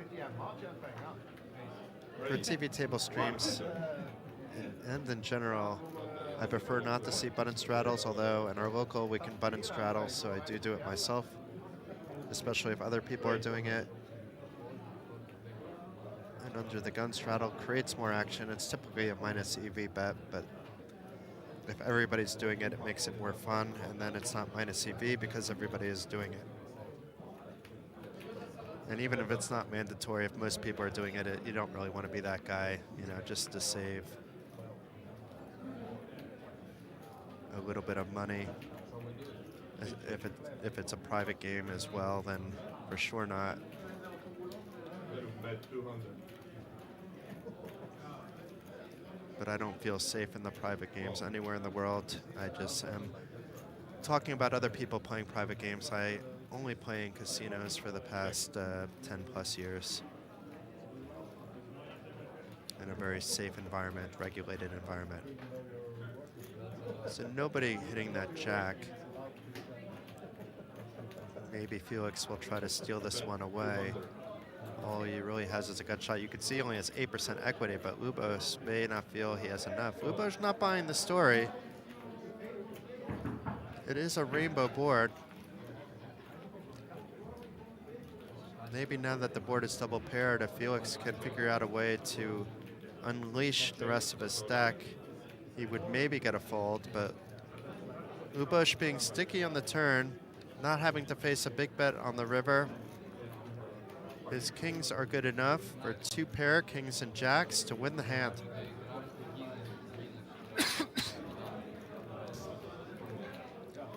Once again, thank you everybody for tuning in. This is Jason Glatzer at the Poker North Masters and the Norwegian Championship here at Card Casino Bratislava. This is the Poker North Masters portion on 1-4. The Norwegian Championship is on the top floor with a lot of championship events that are for Norwegians only. But the Norwegians wander downstairs to the open events, and earlier in the week it was only open events until the championship events began to kick off. Today I believe an 8-game winner was crowned. I was too busy with the Poker North Masters to be able to catch up with that, but I'm going to read all about it on poker.no. Google Translate works very well in that it is in Norwegian, but there's a lot of updates there. You can also follow the Poker NM page on Facebook for some smaller updates, which I also plan on reading. Not just because I want to read it, but because all of the lovely photos by the two photographers in the house are there as well. You can see what all the buzz is about. You can always see people, regardless of the time of day, enjoying poker, laughing. There's plenty of places to chill and hang out. So when I'm in between commentating like I was for an hour or two today, I had some lovely conversations with people. They may have been having an adult beverage or two, but being that I needed to get back on the stream, all I had was a water or a coffee, but I may enjoy an adult beverage. If I don't have an early stream tomorrow, we shall see. Check. Yes, check. So interesting flop here. Lubos, the only one with an ace in his hand. Already 570 in the pot. And I say that and I look too fast. Felix with an ace as well. I'm not quite sure why his equity is a little bit less than Lubos is, considering he has ace-king, so is technically ahead here. But maybe it's because the queen, jack, and 9 are more alive than the 8, king, and 3. We could see the 3s are actually dead, with both Ambi and Lubos having one. So that's probably the reason. But anyway, it's Felix that leads out. Lubos raising to 500. Felix 3-betting to 790, basically his entire stack. It may have been for the full 805. It must have been because it has Lubos making the call. Let's see how many times they're going to run it. They may be allowed to run it twice, being that it is a turn and a river, and they are running it twice. 2 with diamonds on the turn is meaningless. And let's see what that first river is. If we can zoom in, please, to see, because it's not showing up in the graphics or the cameras. I can see it's a picture card. There we go, thank you. So it's aces over kings for the first word. It's going to be a chop pot. That connects with Felix, and aces over queens for a full house for it to be a chop pot.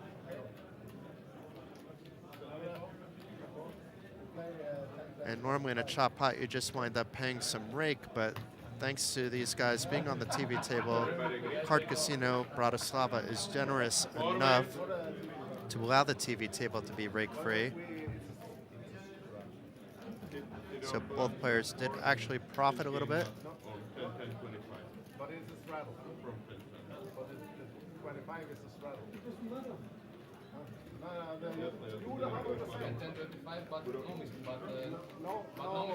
No Mississippi. Okay, they're getting rid of the Mississippi button straddle.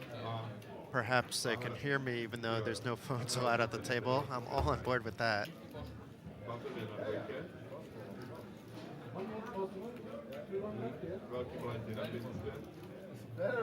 There's an under the gun straddle, generates action. A Mississippi straddle, even though it makes the pot temporarily bigger, typically kills some of the action.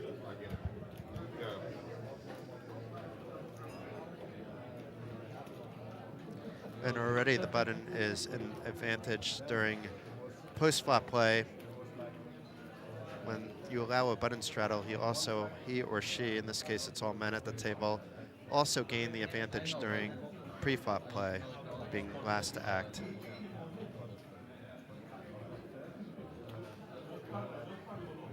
But when it's available, I also will button straddle. Maybe not every time, and it depends on the game. We have a raise to 100 by Andreas with the mystery cards.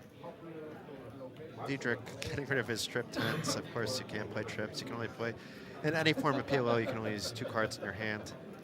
Obviously, if it's a split pot game, PLO high-low, then you can use 2 different cards for your high, 2 different cards for your low. If it's an ace, you may want to use for both, etc., etc. But nobody wanting to play with Andreas this time around. Wins the straddle and the blinds.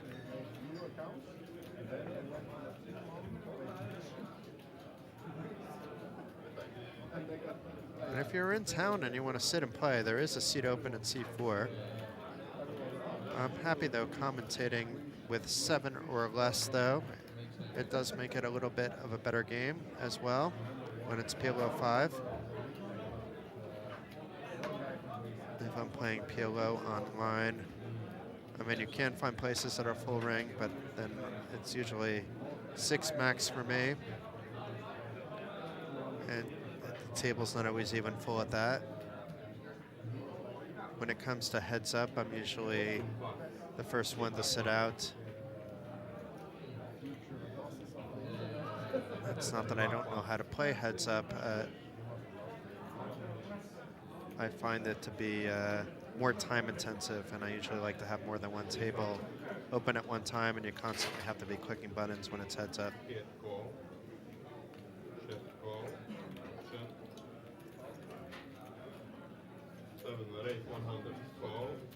So it was an undergun straddle, but it folded all the way around to the small blind who raised to 70.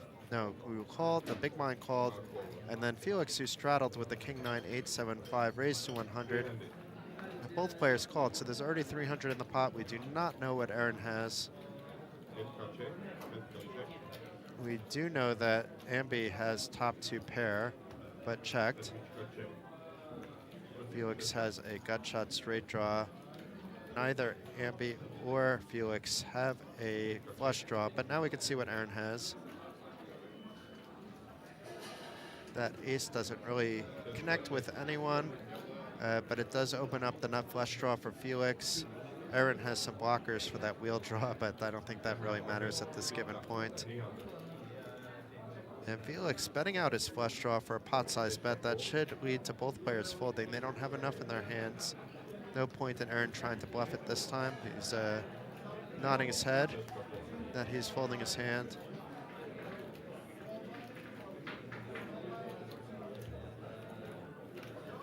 So although Felix isn't his real name, he was allowed to play with his nickname. I will not tell you his real name for that reason. He has a few more different gears than I thought.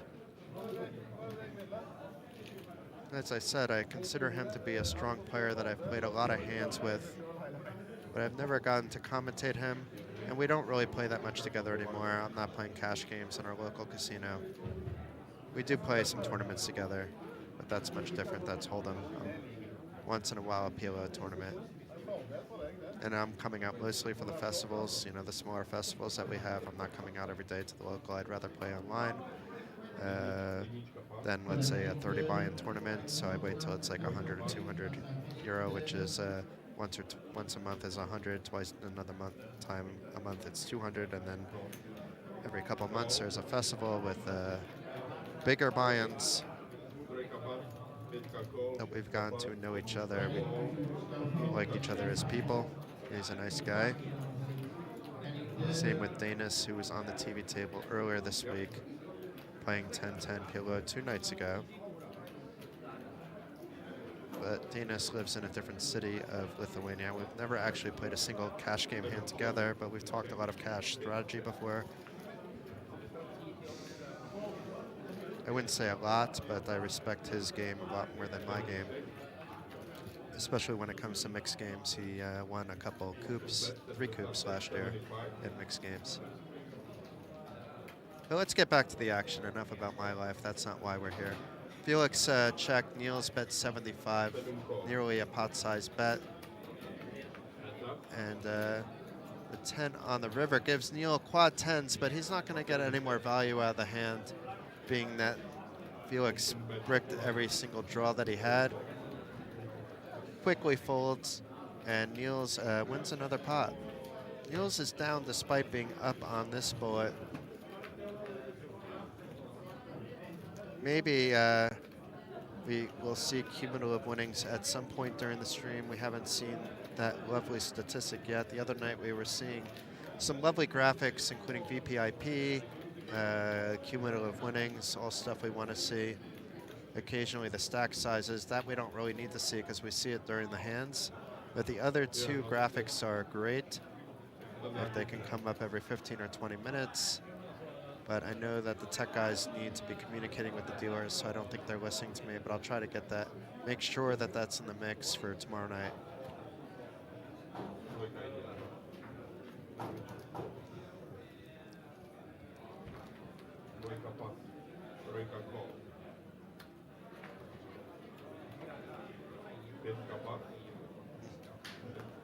So Luboš, with a decent holding from the hijack, calls the straddle.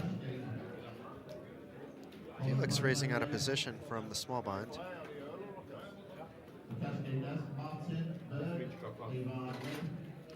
Niels getting out of the way. Andreas was in the straddle, folds his crap, and Luboš calls in position. Both players with decent holdings here. Nobody with an 8 though. Nobody with like a 7-9, 7-5 kind of hand. So we'll see if anybody tries to rep that they have something that they don't.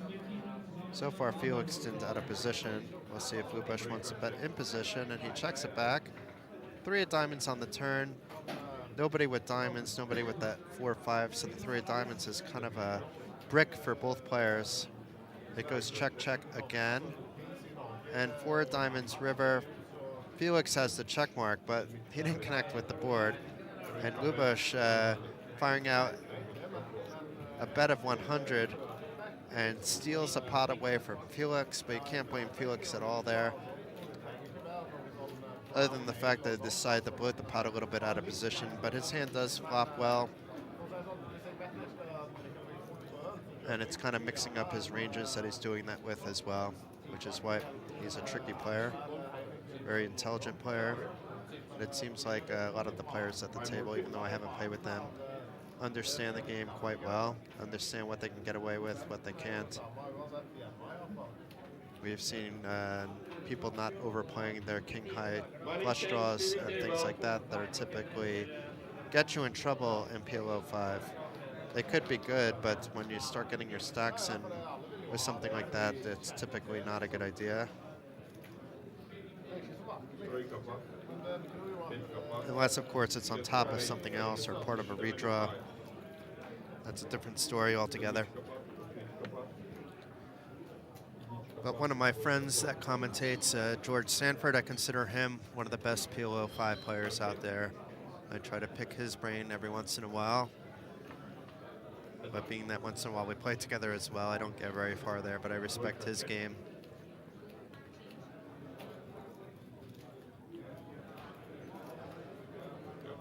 I know George isn't listening, but shout out to him anyway. I'll have to say hi to him at some point this week. He lives here in Bratislava. I haven't seen him yet, though. Maybe he's traveling somewhere. I'd be shocked if he was missing all these cash games with Norwegians in it, so he must be up to something. Not to say that Norwegians are bad players. Maybe you could say that 20 years ago when they were just splashing around. They're still known as aggressive players, but it's a targeted aggression now. They know how to be aggressive, and aggressive poker is good poker if you know how to be aggressive, especially in tournament poker, but it works very well in cash, especially in like something like Hold'em cash, where you need to know when to be aggressive in games like PLO5 as well, when you could be splashy.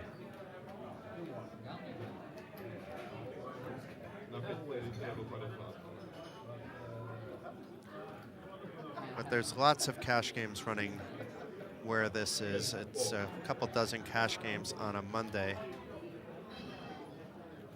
all at different stakes. So if you want to play like, let's say 1-3 Hold'em, or you want to play 2-2 PLO, you can. And if you want to play a bit higher, you can as well. There's a lot of tournaments to choose from. So if you're in the area, or even if you're not, it's very cheap to fly here from most of Europe. Why not come out and see what you're missing? You'll have a good time even if you don't want to come for poker and you just like being around poker, like being around fun people. The Norwegian crew is very fun. They come here on a poker holiday.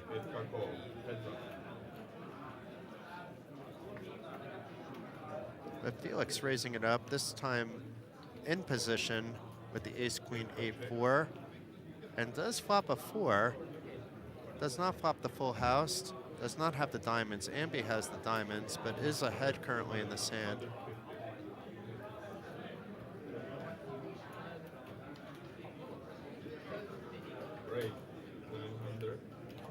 We could be seeing some stacks get in here because Ambi raised it up to 900. Did Felix call? Felix did call. He's a 3-1 favorite, and part of the reason why I guess some of the diamonds are out. Another part of the reason is hand cards like 8 of diamonds, queen of diamonds, 4 of diamonds fill Felix up. They are running it twice, folks. So let's hope that we get a zoom in on the board, because that doesn't always get picked up by the reader here based off previous nights.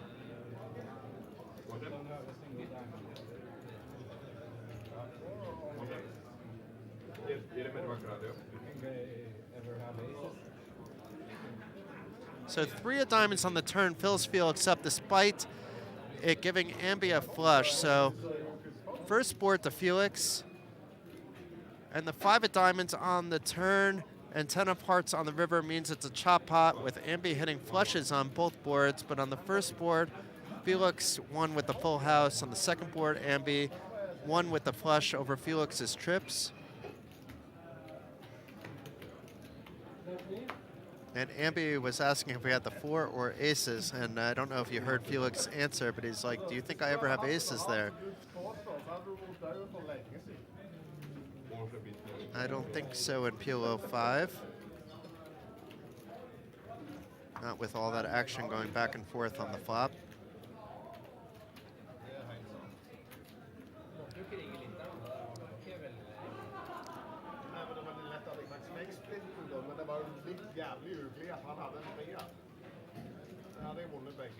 You can hear some Norwegian on the table, which is fine in between hands.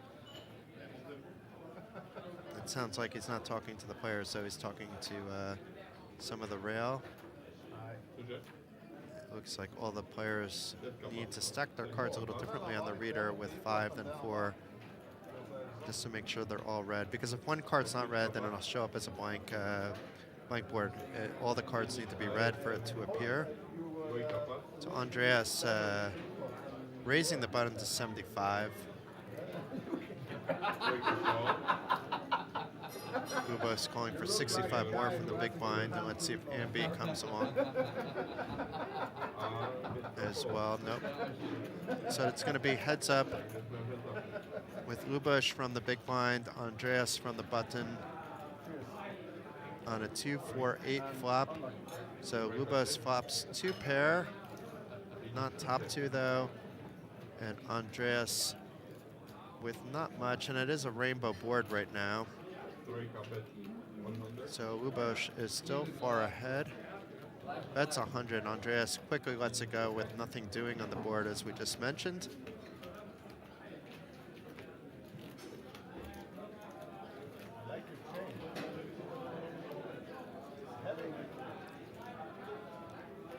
It seems the players are very aware of where they stand when they can bet somebody else off.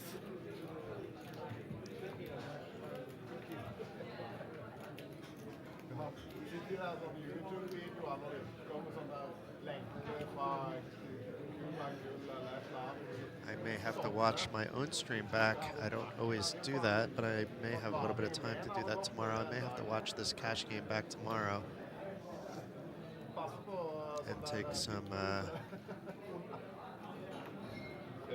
mental notes. See what players are looking at here.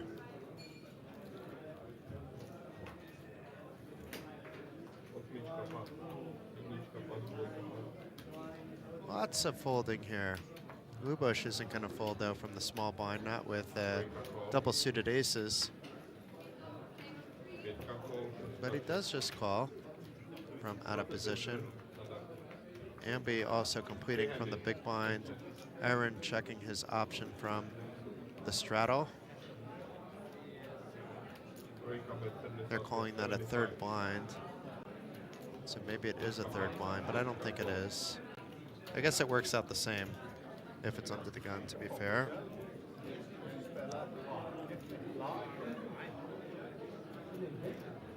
And Lubos still ahead with his aces.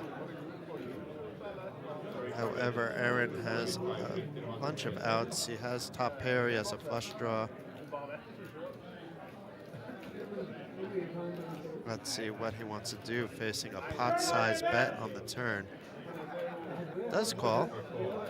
Can't blame him for that.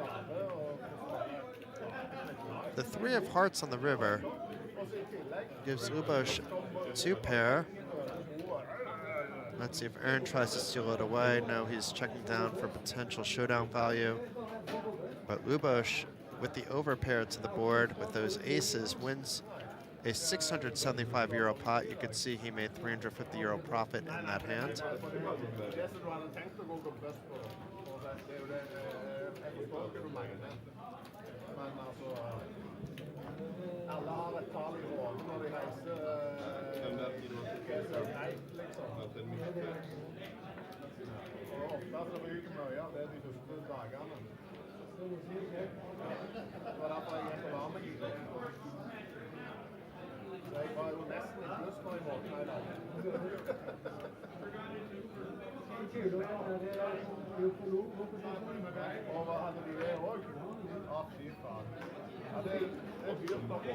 So maybe they're calling it a third blind just because it's mandatory now, but I'm not sure if it really doesn't matter once again if it's a straddle or blind. It only matters if that they got rid of that Mississippi straddle. I'm pretty sure that it can be double straddled, or if you want to consider it a blind or a straddle, it works out the same. Pre-flop, it starts after the straddle / third blind, and post-flop, it starts with the small blind, assuming, you know, those players are in the hand. Otherwise, you keep moving clockwise. So 170 euro in the pot. Lubos with the nut flush draw, but nobody with the 4 in his hand. But that doesn't slow him down, and with Felix not hitting anything there, it's going to be a quick hand with Lubos taking it down by betting his draw aggressively. And possibly if he was bet back, he would have some food for thought. but Felix has already shown that he would do it with just trips, with some draws to quads or a full house in a previous hand, but I think he would do the same if he had a full house, or maybe he would just call then, and depends on how big his full house was. Depends on the opponent that he's facing, a bunch of things, whether his opponent is capable of double, triple barreling. Luboš with the aces once again. Let's see.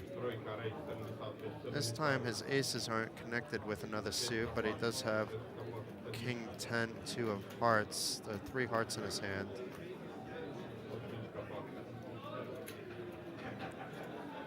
But does just take down a pre-flop pot. I mean, it was 45 euro, but took down the minimum.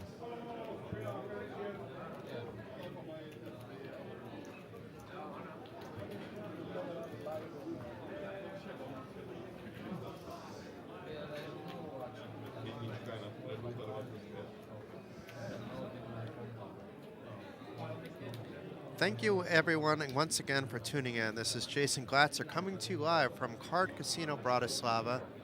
We have an amazing 10-10-25 PLO5 affair. It's a fun game. You can see players chatting with each other. There's some adult beverages on the table as well. You can even see a bucket of beer in the background. Before a few of the players were drinking wine, they probably still are. Yet despite that, everybody seems to know what they're doing at this table. Ambi raising it up with a speculative holding, as I say that, with 8-7-7-5-5, but that's also fine. It's pretty disguised. 425. Interesting. Aaron calls the button with a mystery hand before Niels 3 bets to 425. His ace of hearts is paired with a queen, and he has a nice Broadway rundown with a 5 mixed in. Andreas still with the mystery hand. Calls from the straddle or the third blind, however you want to call it. Ambi calls. So as I was saying, that we're going to have one of the bigger pots pre-flop.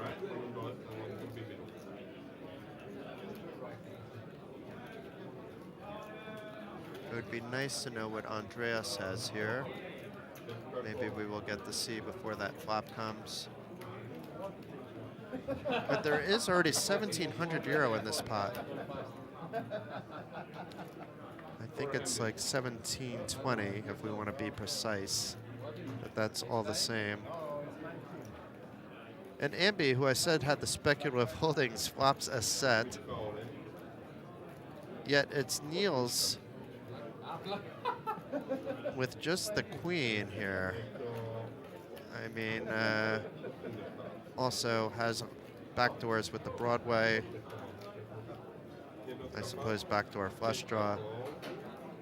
Gets it in. I mean, it wasn't the jam for 1,200 because there wasn't that much in the pot, but it's all the same with Ambi now jamming. But Always one still. Okay. and Niels running it once as well. I don't believe they switched this. Actually, there was 1,700 euros in the pot, so it was a shove by Niels. Ambi calling.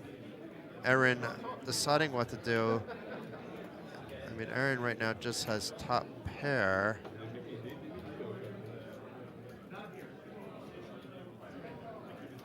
But still thinking things over. He has to know that he's behind at this point. Or maybe not, I guess. A call here too, and it's a 5,000 euro pot. And they are just running it once. The 7s come out already, so the 9 of hearts on the turn keeps Ambi ahead. And the 6 of spades on the river, nobody with that 8-10 or 8-5 for a straight, so Ambi's set of 7 holds throughout to win a 5,100 euro pot, which is not exactly, I think, accurate because he had less than 1,200 that Niels had. So I think Niels 29 pair. did win a piece of this side pot as well. But still, it was a massive pot. And that's PLO5 for you.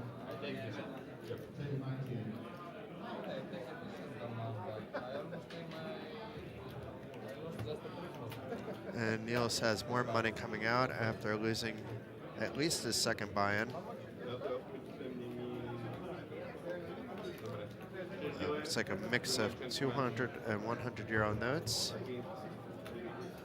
He came prepared, ready to play.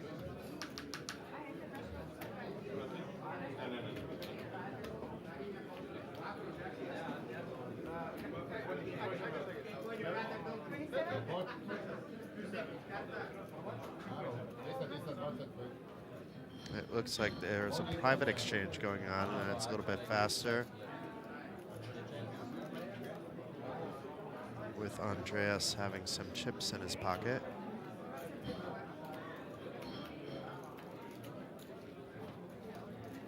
And the floor is more than happy to accommodate that.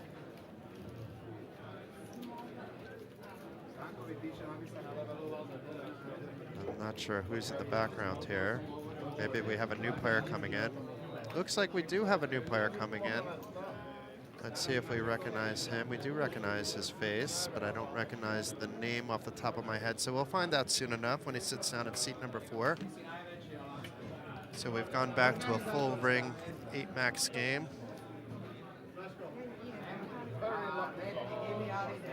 That's the most you can play in PLO5 unless you decide not to burn cards. We don't burn cards when we're playing Sviten Special, which is similar to Dromaha, because that also involves draw cards, and we never go more than 7 max in that game, but that plays better with 5 or 6 players, even though it is a split pot game.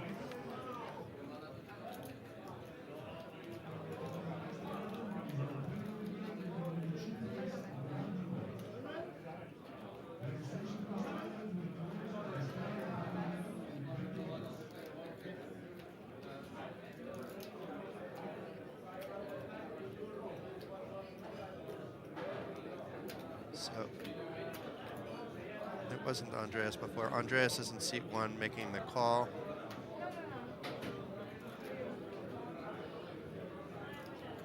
It's called all around here, so a limp pot from the third blind or straddle, and 5 players in a family style pot, so things a little bit different this hand. Nobody with that ace of diamonds in the hand, so Lubosh's king of diamonds, jack of diamonds would be the best flush draw possible. He has all the cards mixed in for Broadway, so he has a nice draw. However, Erin with the middle set, currently with the best hand, and Felix with a weaker flush draw, so that if a diamond comes, it's no good, but has a similar Broadway draw, but none of that matters with Erin improving to quads.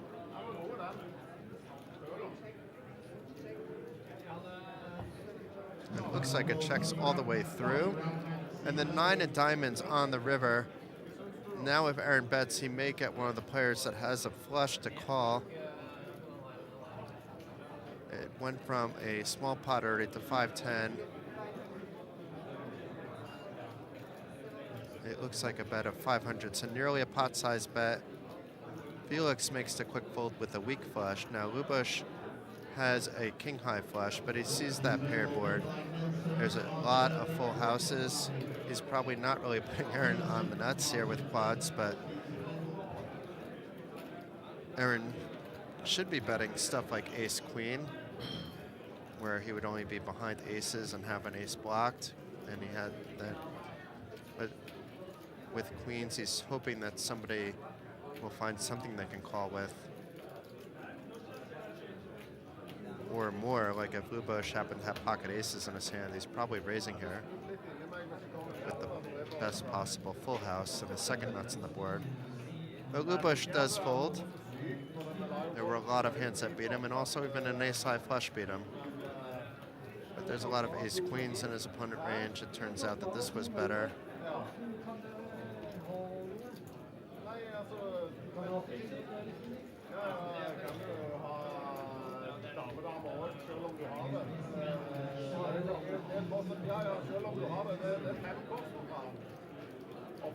Many Norwegians in this game.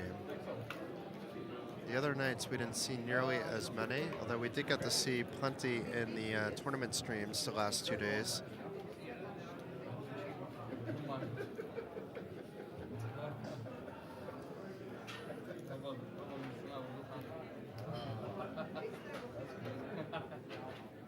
do it until someone else does it. I always want the friendly reaction.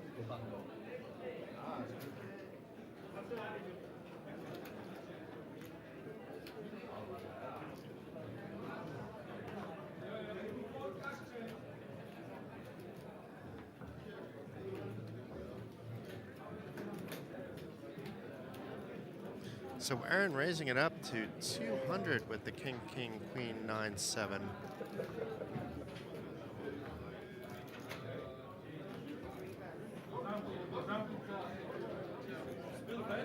Felix calling, Niels calling. So this pot is building up quite fast. Ambi folding from out of position. So already 695 in the pot.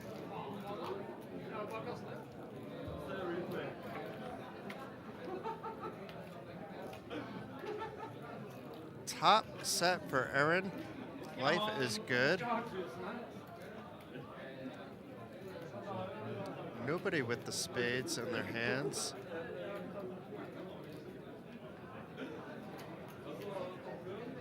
Aaron not opting to slow place this at all. I think I hear John Kite in the background. I think he would like to get into this game.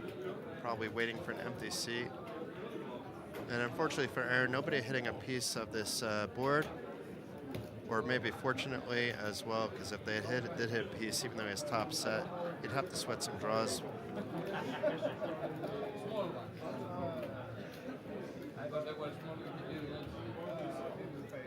I would love to see John at the table. So if a seat opens up, maybe John, if you're listening, hang around. It would be great to have you at the table. It would definitely add to the action. John has been on many cash game streams in the past. I've had the honor of commentating him at many cash game festivals over the years. I'm not sure I ever commentated him in PLO5, but many times in PLO4 and in Hold'em. He's also a very strong Hold'em tournament player. But back to the action, Aaron raises it up to 100 with king, queen, 10, 7, 6. The king and 7 are hearts, the queen of 6 are clubs. Niels, though, just calling with the ace, ace, king, 5, 5. He's nutted with clubs and spades.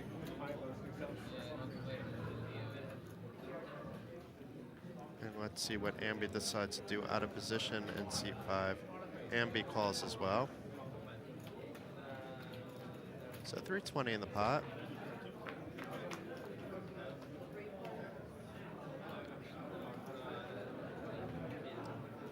Well, Niels flops the wheel, but Aaron has equal equity thanks to that king-high flush draw. But since it's not an ace-high flush draw, I was gonna say may not want to be that aggressive in this spot. But as I say that, he bet, and Niels, even though he doesn't have the nuts, he sort of has that 5-6 partially blocked with having 2 5s in his hand.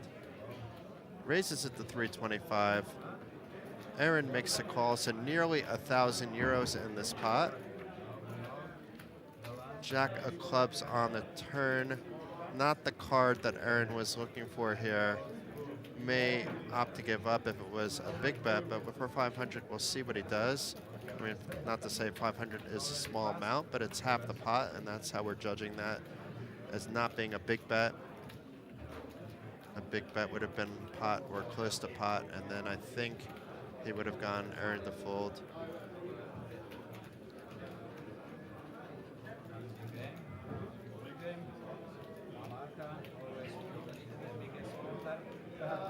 Aaron is also drawing to a better straight if one of the 2-5s comes out there.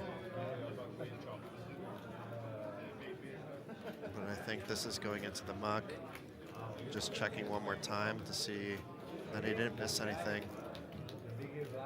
The equities happen to be fairly close, but that's a little bit deceiving. Because keep in mind, when you're watching a stream, the equities aren't vacuum type equities. They include, like, the system calculates what the equities would be based on taking out the cards that other players had in their hands, even if they folded. So it's not the same as if you use a poker odds calculator and you're putting the hands in of 2 players and seeing the odds. So it would be a little bit different there than a 60-40.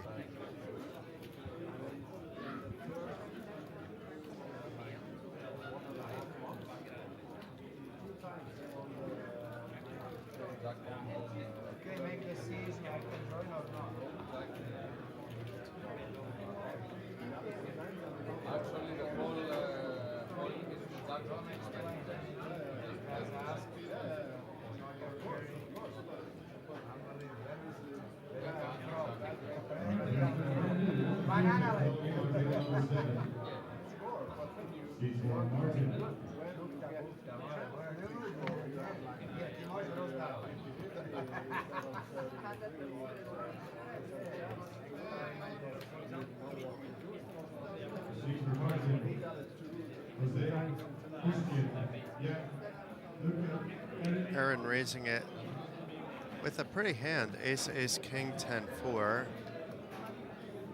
One of his aces connected with another club, so some clubs come out. He also has that going for him. Felix calling with 420 behind.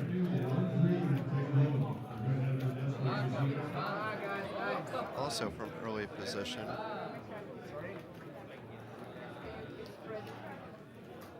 Uba's calling from the small blind, and we have Blaszko. That's who that is. I recognize him from Razvedov, actually. I was trying to figure out who that was, but now that his nickname came up, I do know who he is, and I've commentated him before as well. Aaron 4-betting to 1.4K, Felix all in, Blaszko all in, so we're having some fun right away after Blaszko gets involved. 2,600 on the line, there is a side pot involved. Felix flopping a set, nobody with the 6-8 in their hand, so right now that is good. King of Hearts on the turn, being that Felix is the only one with a flush draw, that doesn't really hurt him too much. 8 of diamonds on the river. Felix triples up, so he's above, I believe, what he bought in. And let's see who won the side pot. King 9 for 2 pair. So it looks like Blaszko won the second pot too. Aaron just has a pair of aces. So Blaszko wins the side pot off Aaron. Felix wins the main pot. So it looks like Blaszko maybe broke about even with that hand, maybe won a little bit. How much is that? 1K?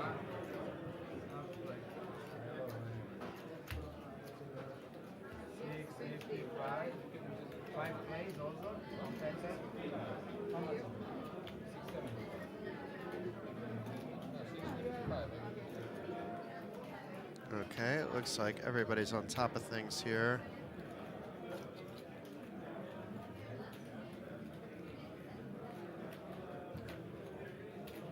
It may take a little time. No, these are experienced dealers. It's not taking very much time at all. Sonia is on top of everything. We could tell that this isn't her first time dealing a TV table. Because even if you are an experienced dealer, you can get a little bit of, even the players sometimes can get intimidated with the bright lights and the cameras rolling. But the same is true for the dealers as well. They're under a bit of pressure. They have a little bit more to do as well. and they know that people are watching their every move. But on top of having to deal, you could see she's wearing a headset. So what she is doing is she's communicating every single bet remotely to the technician so that they can track it behind the scenes.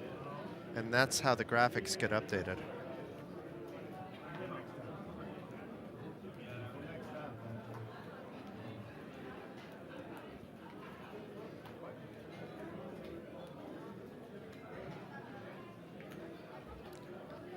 So Felix first to act. It's a 10-10-25 affair right now. At least in the system, they're considering the 25 to be a third blind, so you could consider it a mandatory straddle as well, however you want to look at it, but under the gun is after that third player that put in money. And Diedrich jacking it up to 100 with king, queen, queen, jack 10. And Aaron looks like he is going nowhere with ace, king, king, a4. It looks like a 3-bet. Indeed, it is a 3-bet, the 325.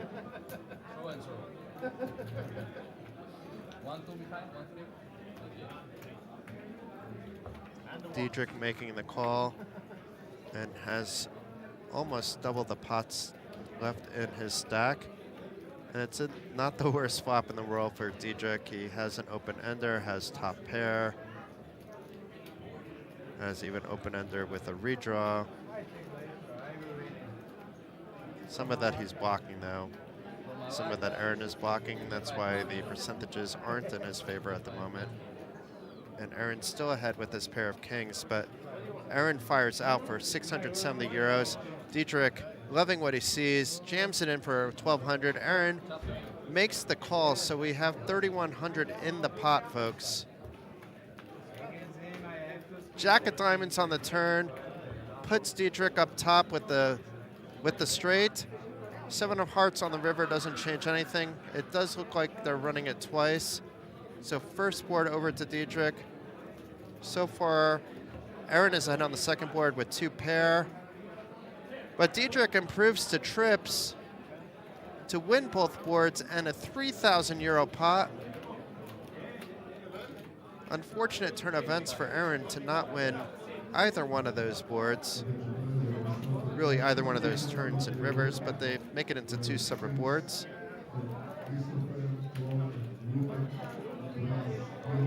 Meanwhile, Diedrich now has one of the bigger stacks on the table alongside Andreas.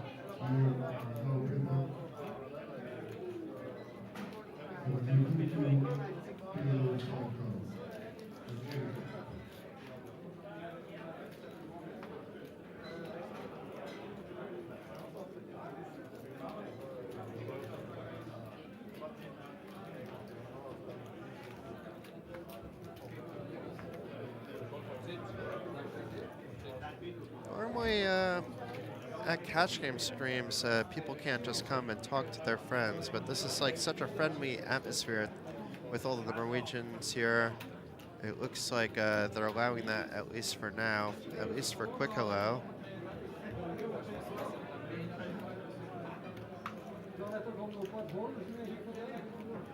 But he is leaving before the next hand is dealt, so it was sort of like just an in-between hand thing, just saying hello. But that area is roped off.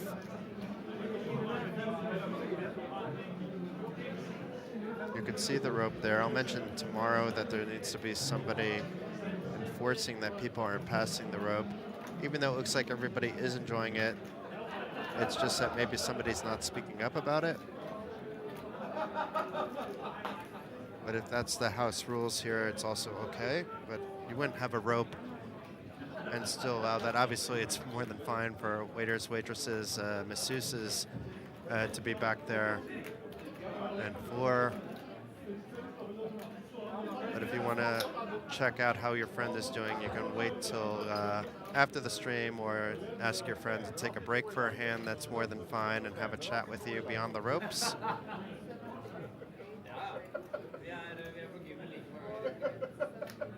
So something to keep in mind if you're at a casino for etiquette.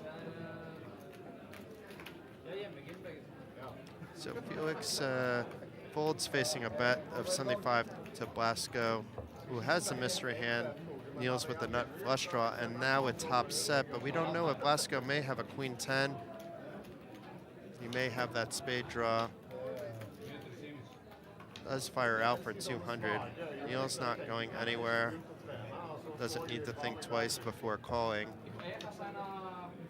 And the 8 of hearts on the river, there's a lot of straights that are made now, like a 9, 10, 10 queen. So I suppose that's not a lot, but 2 straights. And Niels firing out for 650 euros.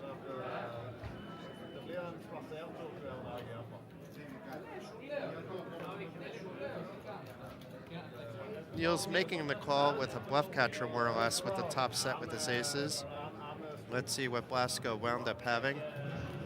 Did he have the queen 10? Did he have the 9, 10? He had the blockers with the 2 10s. So he was betting his blockers, but got picked off with the bluff catcher. I say bluff catcher even though it's a pretty hand with top set, because very often your opponent does have a straight there. But Blasco's not going anywhere. He's reloading right away.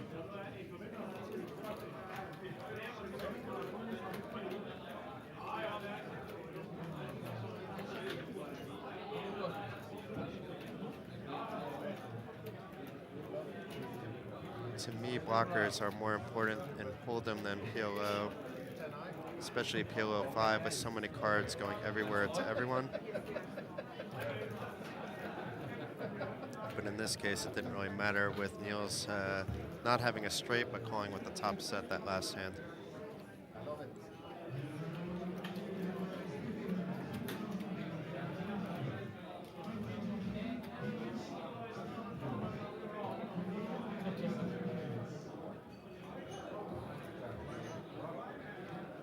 Looks like Andreas has the cards over the reader. He doesn't have all his cards yet. That's why they're not showing up. And it doesn't really matter with him folding. And Dietrich will likely also not want to play this. He does fold based on at least what we've seen. It doesn't matter what Blasco had that hand. And Ubush also fold. Ambi, who keeps making change for everyone, folds. Aaron raids to 75. Felix calls from the big blind. And Niels, who will get to play this hand in position from the third blind with the 10, 9, 8, 7, 4 rundown, also completes the action. And it's Aaron ahead with trips. Felix has both the Broadway draw and that nut flush draw. None of that Broadway draw that he has would lead Aaron to have a full house, but he has no way of knowing that and just decides not to put more money in. And it was an easier fold for Niels, who had really nothing on that board with a 10 high in his hand on an ace, ace, jack board with 2 hearts. No hearts either. I don't believe anyway, and even if he did, they wouldn't be strong enough to call there. So that hand more or less played itself.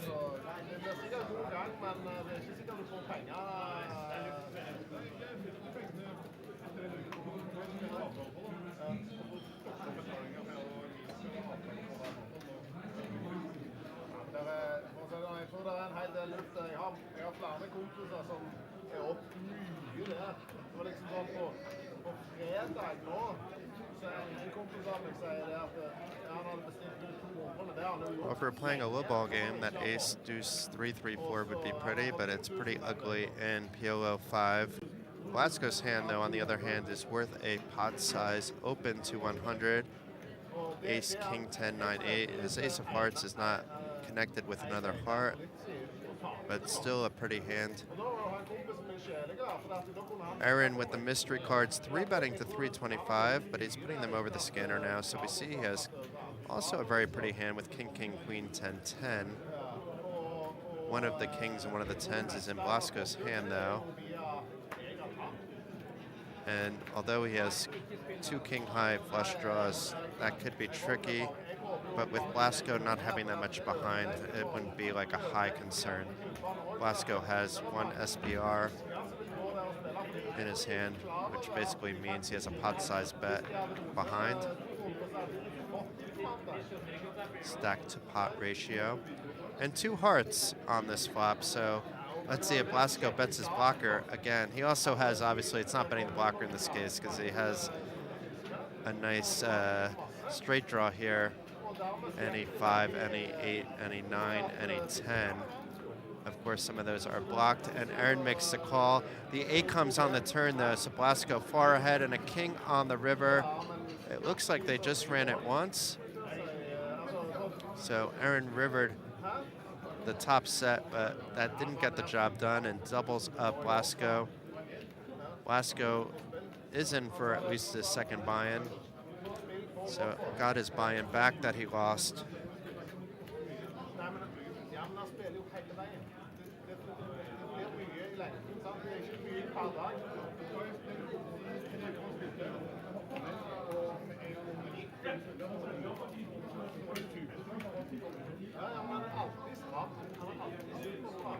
And it looks like we have another dealer change here. Big blind efter det de har med. Big blind efter det de har med. Evening, gentlemen.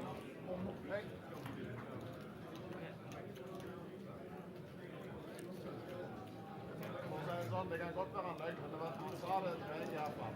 Og det er ikke, altså, det er mye, men det er ikke så mye. Han spiller nesten alle bord, og så går det. Og tidligere I love the sound of Norwegian. I'm not going to practice on the stream some of the words I learned. Not because they're bad words, actually in this case they're normal words. But the reason is that I still can't pronounce them properly and get laughed at by my friends and trying to pronounce them. My tongue just doesn't roll the same way.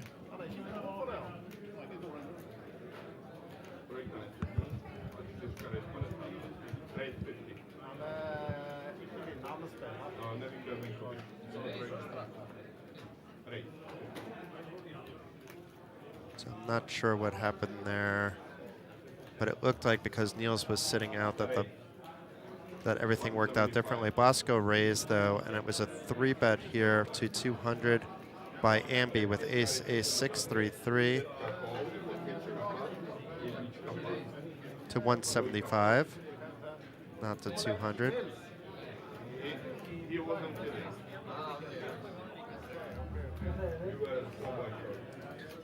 So Niels didn't get back to his seated time, which was the issue. Blasco completes the action with King, Jack, 10, 9, 8 double suited, and improves to trips on this 8-8-4 flop. Also has a heart flush draw on top of that with potential for a full house. But it's Ambi that bets out for 225. Blasco is likely not going anywhere here. The question is if he tries to raise or if he's just going to call. He is out of position. Ambi trying to see if his aces are good. I think he would fold. He should fold if he's raised here. And it is a raise, and to 580. Very specific there.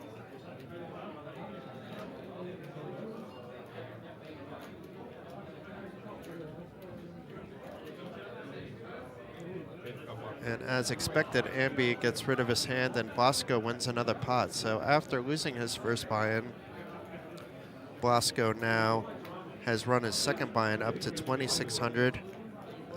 I believe he bought in for 1,000 euro exactly.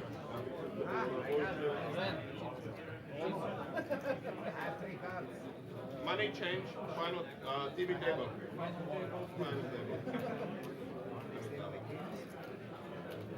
Bottom mám na odpočíte. Malý je čtyřka, velký je dvojka a střední je čtyřka, dvojka nehraje.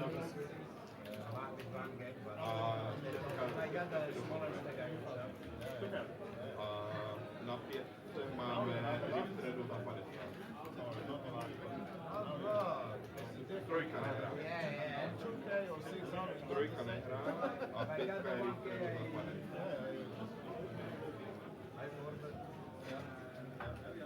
Začíná 6. A do So it looks like we have 3 blinds and a straddle now because it's 50 to call from the hijack. That's exactly what we have. And Aaron raising it up to 200. Right now it's a mystery hand, but probably will change. Felix folds. Niels with the ace king 10-10-4 also folds. Andreas folds. Diedrich will fold. Ubush, we don't know. He has a mystery hand, does fold. Washka with not much, but decides to call. And Ambi with those queens 7-6-3. Also not super strong. Makes the call as well. And the case queen comes on that queen jack 5 flop to give Ambi top set. We don't know, and now we do know what Aaron has. Ace king jack 8-5. All players check. Ambi slow playing his top set. And now it's a bit iffy because there is the possibility somebody has a 10-8, 10 king, and the clubs and diamonds are all out there. It gets a little funky, so Ambi betting big, and this will get the job done. There's no reason for Blasco to keep going. And we will never know if any of those draws would have been completed because Ambi took care of business right here, right now, to take down that 600-euro pot.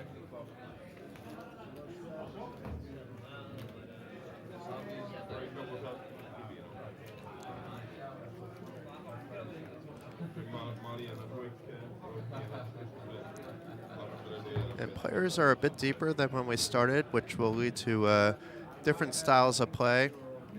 But it's also potential that we're going to see bigger all-ins and calls at some points as well. We have more than an hour left on the stream.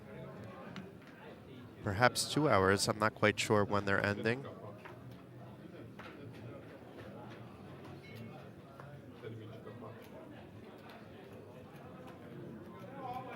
But they did start at 8:30 in real time. And it is approximately a little bit past 11 on where the players are, what we're watching anyway. Even though it's 30 minutes later, this was 30 minutes in the past, which is why we can see the whole cards.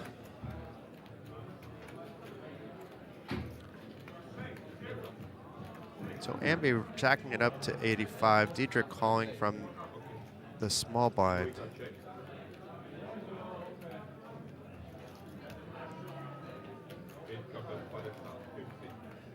Ambi flopping that full house, but so does Diedrich. So this is going to be a chop pot no matter what. Nobody with draws to a better full house with both players having the aces. So even though, yes, they do have that draw, they have the same draw. So it's curious that both players at this point are slow playing their hand. I mean, they are behind pocket kings, but they shouldn't be overly concerned about that. But maybe they don't want to be put to the test because both these players have more than 3,000 in their stacks.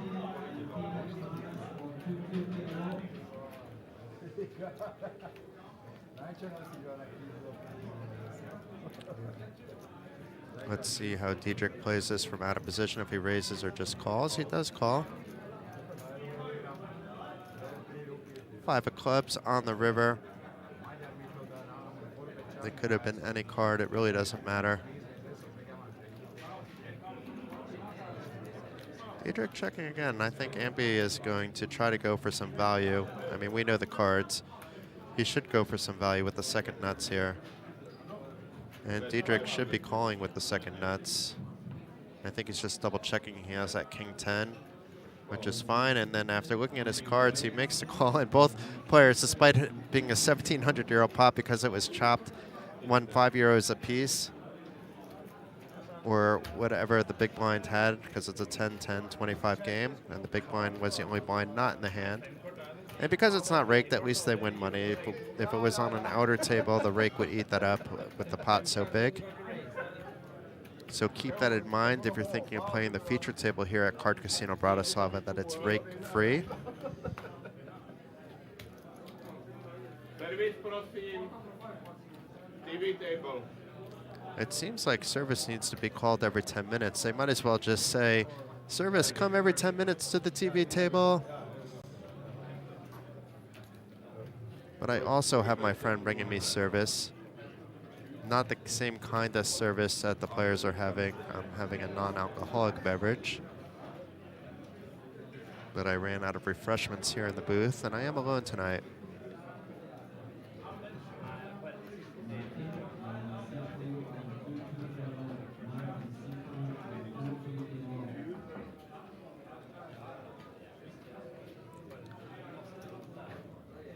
So Neil's in the hijack. This is a nice big O hand, not as nice for just PLO. Raising to 100, that's a much nicer PLO5 hand. The hearts are at least connected with that ace. Does jack it up to 100, Andreas does. Ambi in the big blind here is coming along. And it'll be heads up with 235 in the pot. And we were just talking about those hearts. And look at this, Andreas flopping the nut flush draw ahead with those aces. And Ambi has the second nut flush draw also with top pair, which maybe is factoring in, you know, thinking, well, I can two pair that top pair. But isn't gonna jack it up, he's just gonna call. And the 6 of spades on the turn may slow down the action. Ambi checking again. Let's see if Andreas checks behind.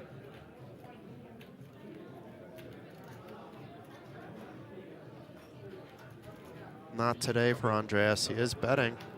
And it gets the job done. I mean, he did have the best hand, but no point in seeing a river. There weren't too many rivers that would hurt him, but he has no way of really knowing that.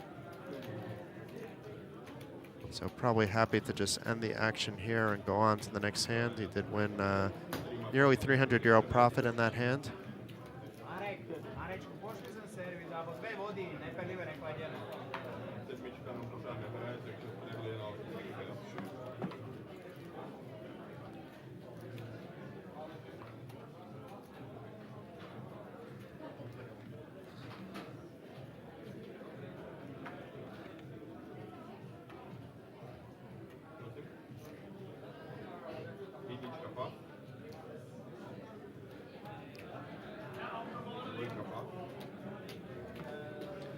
Pulled around to Lubosh in the cutoff, who just calls, but Blaszko now with the aces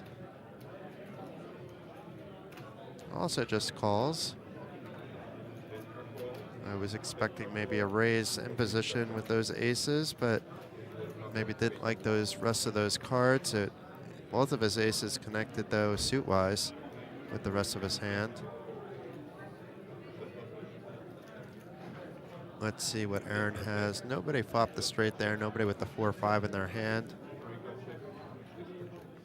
Niels, though, has a mystery hand, so maybe he did. But it's checking around so far.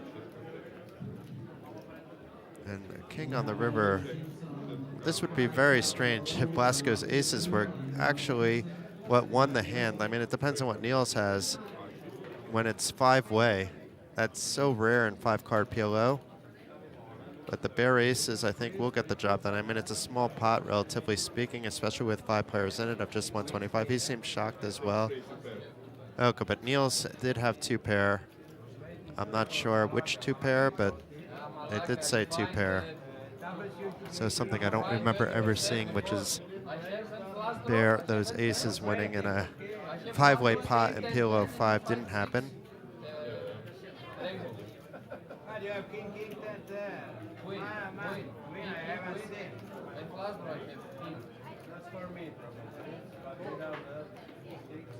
Doesn't matter. I Get connected hand. What can I do? I never call. It's better than 2 bets on 5 cards. Better, yeah. In this block, no good.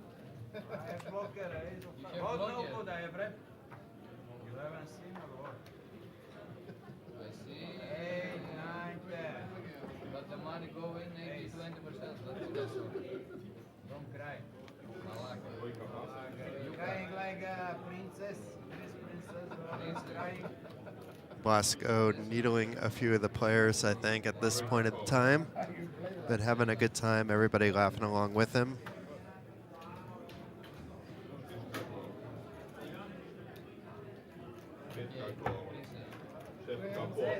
Oh-ho, you can't raise that much, sir.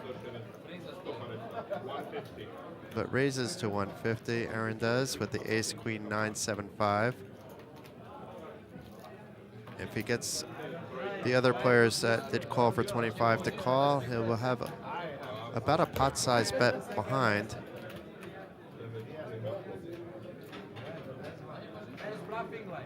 He has a little bit less than a pot-sized bet behind. And does flop 2 pair.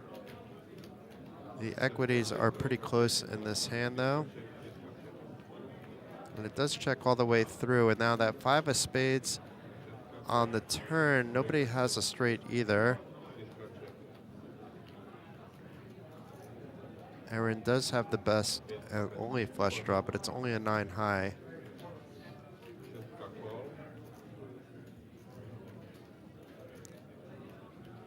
And Ambi bets 400 into the pot. Aaron makes the call with just 130 back. With his 2 pair, with this flush draw, he does have a gut shot straight draw with a 6, but would be behind the 9-10. And Blasco actually calls with his 9-10. And the 2 of clubs on the river. So being that Aaron only has 130 behind, even if somebody bets, normally he may not go ahead, but Ambi has the same queen 7. So it's a chop pot between the two. If Blasco could have actually bet Ambi off the pot, and then Aaron would have won the full pot, but why would he be doing that when he knows that Aaron is going to call no matter what with just crumbs behind in his stack?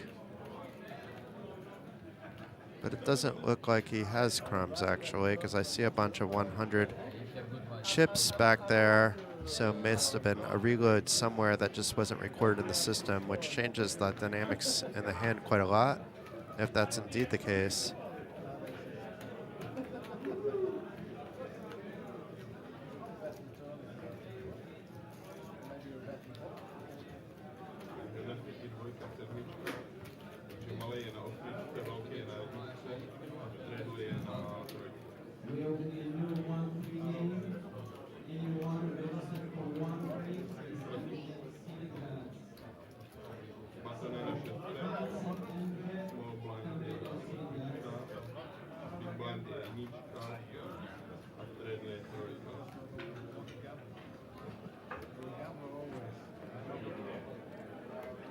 A nice ace, king, jack, 10, deuce. Other than the deuce, it's a pretty card for Blasco.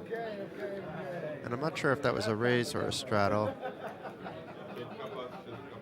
But it's being recorded as a raise. It feels more like a straddle, being it's 10, 10, 25 though. But I wouldn't put it past Blasco to just min click it. And it was a raise because Lubos just called for 25 and then the flop of 10, 5, deuce. So 2 pair for Blasco with the 10 and the deuce. The 7 of diamonds on the turn. The 2 pair by Blasco is still ahead. Neither player with a hard draw. Blasco bets 100 into a pot of 120 after Lubos checks. Lubos wants to see a river. He doesn't know he's behind. He should kind of figure out that he's behind by now.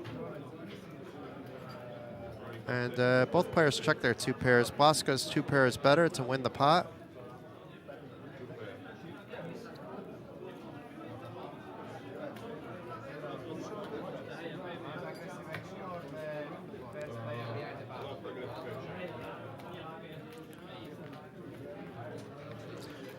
I think my friend that was bringing me a tasty beverage into the booth got lost, but that's okay too. Instead of having a regular tasty beverage, and when this is over, I will have an adult beverage or 2 like we see the players enjoying now. And when I say 1 or 2, it'll probably be 1, 2, or 3, but not more than that. There's still a full week of poker action ahead. So maybe near the end of the week I can have more than 1, 2, or 3. But until then, I'll just enjoy casual conversations with people at one of the many bars. There's at least one bar on each of the 4 floors in this facility.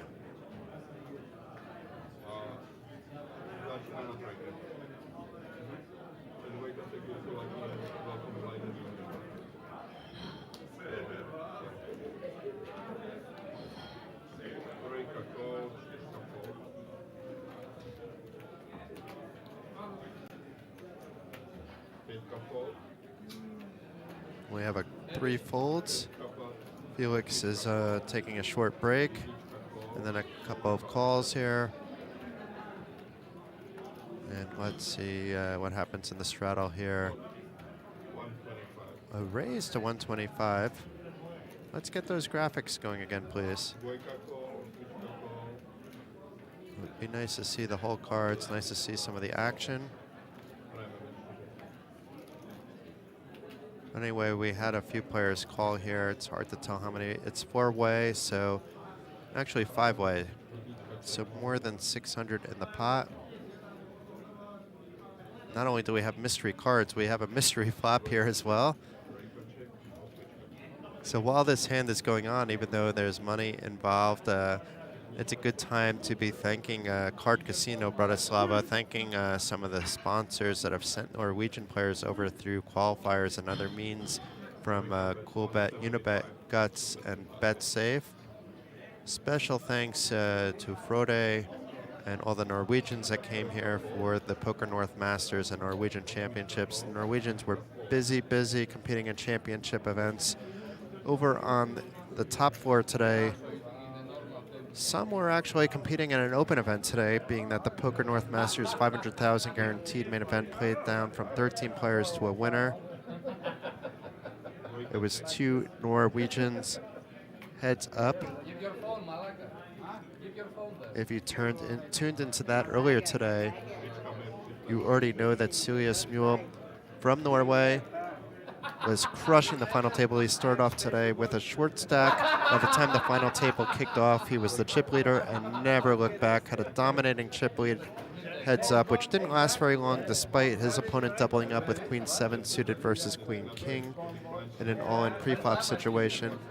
But then Silja got the job done with pocket 3s against Ace King. He flopped the set. It was all in pre-flop as well. Flopped the set, had his opponent drawing dead to quad 3s, and won the title for 105,483 euros.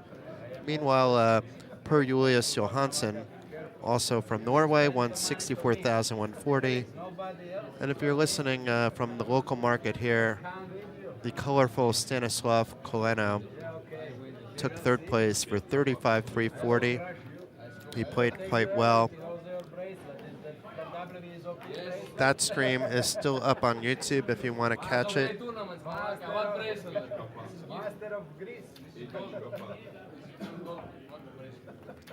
But this is why my voice is a little bit gone right now. It's been a lot of talking today.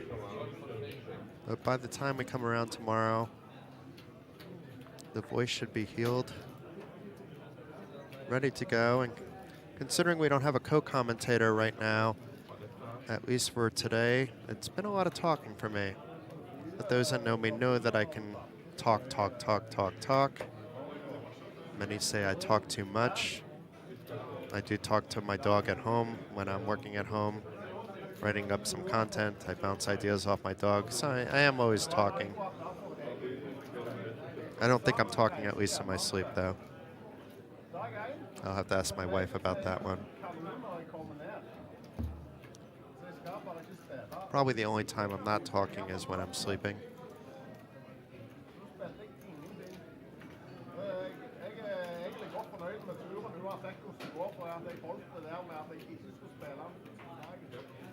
My Norwegian hasn't improved that much where I understand what was being said there.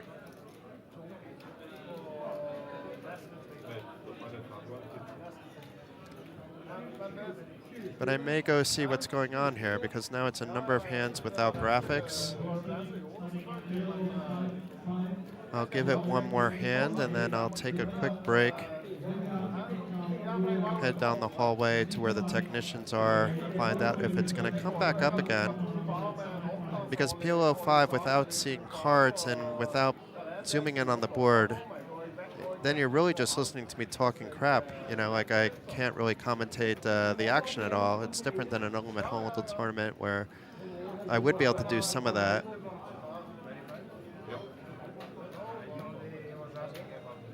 And being that the players are talking all different languages, I hear either Czech or Slovakian by Blasco.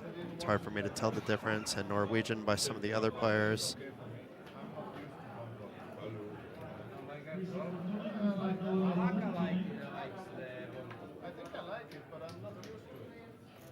Okay, we have cards again though, so I don't have to go anywhere. So Niels with the King 10, 9, 8, 5.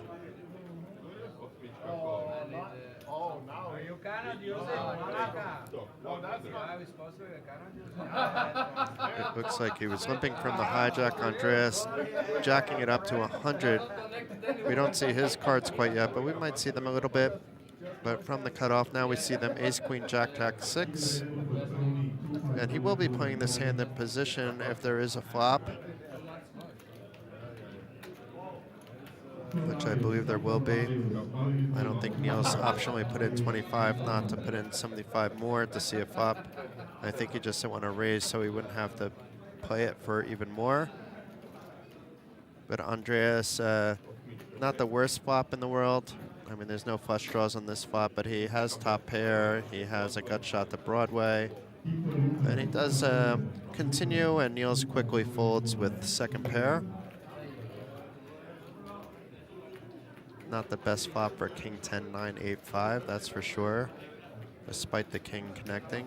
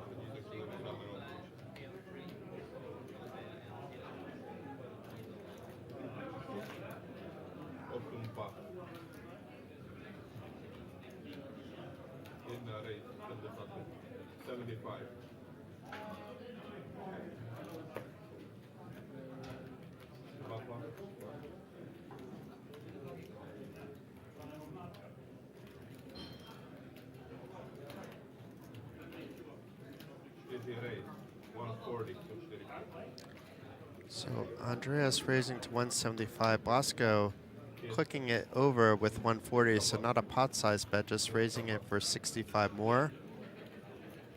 Andreas calls in position with his Jack 9, 8, 3. Jack 10, 9, 8, 3. And is actually ahead of the Ace, Ace, Queen, Jack 7. That's only because of what other players had. And on the Queen 5, 3 flop, it's still showing it as a coin flip, but Blasco flop top pair. I'm trying to figure out how the equities can be so close, because that doesn't make sense to me. But anyway, Blasco bets 300, and that should get the job done. So what the percentages say don't matter. I don't see how Andreas can continue along here if he's playing smart PLO5. And as I'm saying that, he's reaching for chips. So maybe I am missing something here. It has been many hours before.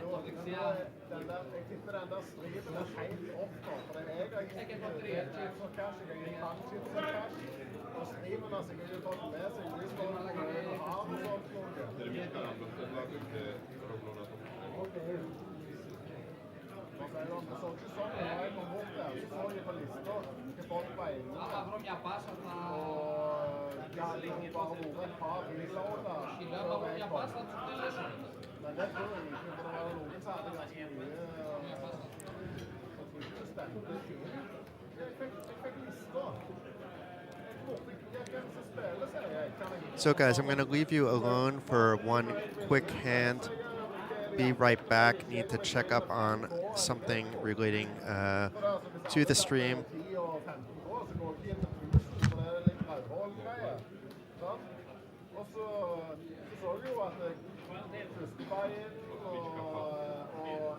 Og eventuelle reload. Men det var jo bare 3 eller 4 reloads, kanskje. Og det stemte ikke, det.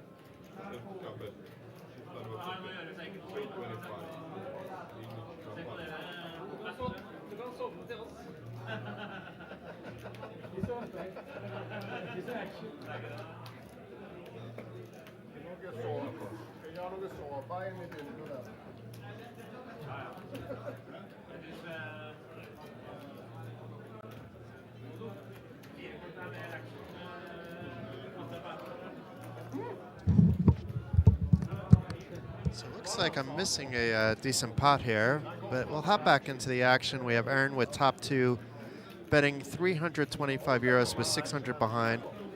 Blasco here calling with his open-ended straight draw, but now that open-ender looks a little less tasty with a club flush draw hitting for Aaron.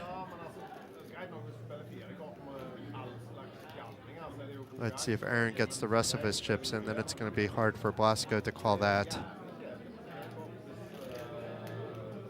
That open-ended straight draw doesn't look very good when a third club hits the board and the board pairs. And Aaron is all in with the better straight draw, even if it didn't hit the flush draw. So all sorts of goodness. He had top pair. Blasco's still thinking this over, though. And I was walking by the Slovakian streaming, and there's 2 of them. They're having a good time. So if you understand Slovakian, why not check those guys out? And if you don't understand Slovakian, stick around and watch the action with me, Jason Glatzer. I don't think Blasco can call here. Blasco feels the same. And Aaron wins a nice pot, 660 euro profit. 66 more big blinds in his stack. As a reminder, the games are rake-free at the TV table, so a nice benefit for the players, especially when you're playing 10-10. The rake adds up each hand. It's not that big of a percentage of the pot, but you can imagine they're going to be playing for at least 4 hours. So that does add up.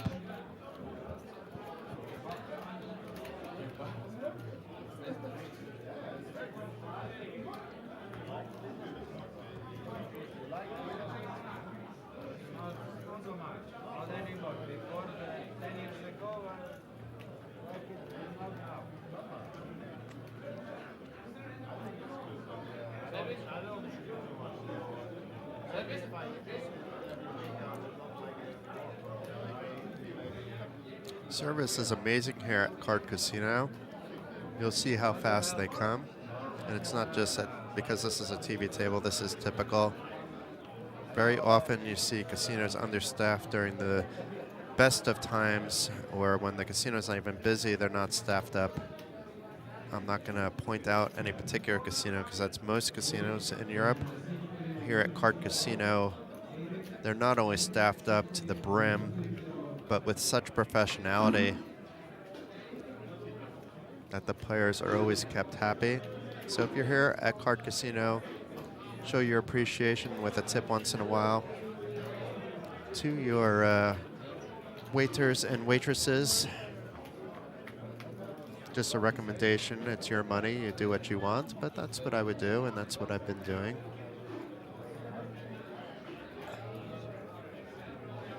So it went 4-way to the flop, a 410 in the middle.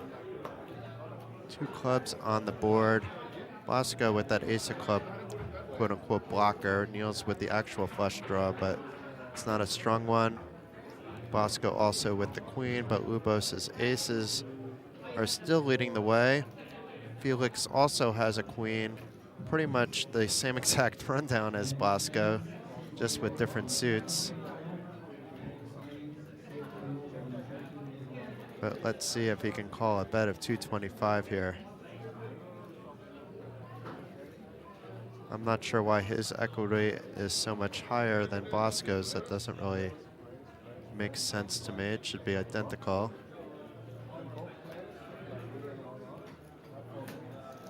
And now you see it's close to a 50-50 here. Lubos not afraid to call to at least see the 3 of hearts turn. Let's see if Bosco can fire out again. I think a second bet on the turn will get the job done.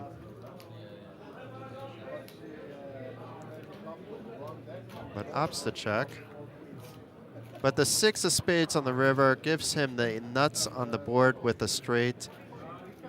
If Felix was able to stick around, he would also have the nuts because he had the ace, king, queen, 9-7. The 9-7 is what gives the straight, and it's the best straight possible. I don't think Bosco's going to see any value from his bet of 480 euros. So all Lubos has is that bare set of aces, which typically is not going to be enough to win a hand here.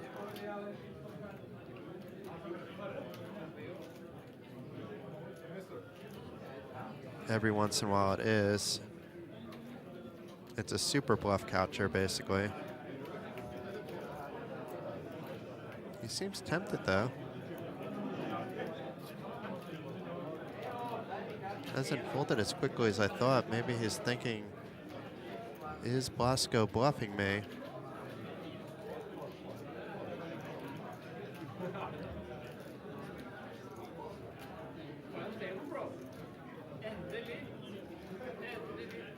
Checking his cards once again.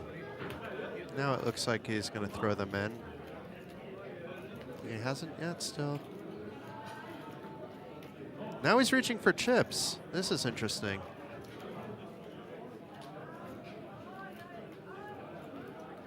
Maybe he was reaching for chips to see a reaction from Bosco. Bosco was not paying attention though, and doesn't get any more value from his hand.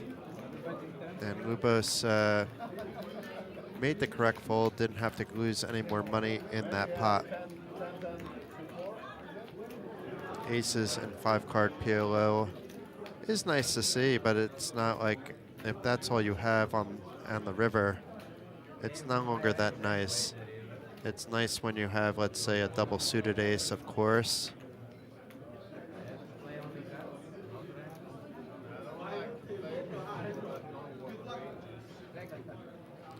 But myself, if I don't have that double suited ace, then I can like queen, jack, 10, 9, 8. Give or take some cards there. I'd rather have that with all the possibilities for straights. Even like a jack 10, 9, 8, 7. Doesn't have to be like a straight in the hand kind of thing, but you get the idea. Some kind of rundown with all the cards connecting with each other to increase your possibilities for hitting your draws and potentially having even redraws.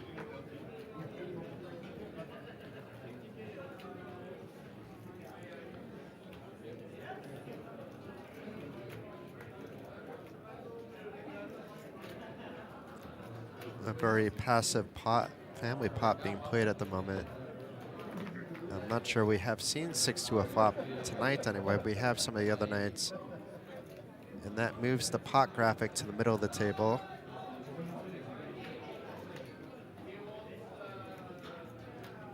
And Andreas flopping that set of 2s, baby set here.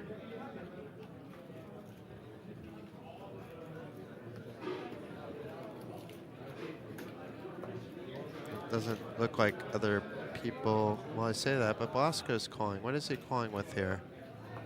Jacks and queens. Very interesting here.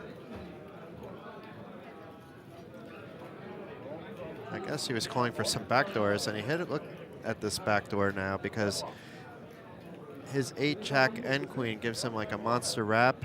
He doesn't have those spades, and Andreas does have a set of 2s, but if you look at the percentages, according to this, he's not ahead. I think he should still be with 1 card to come, especially since Blasco does have the spades, so that's a lot of cards, folks. Let's see if Blasco calls or raises.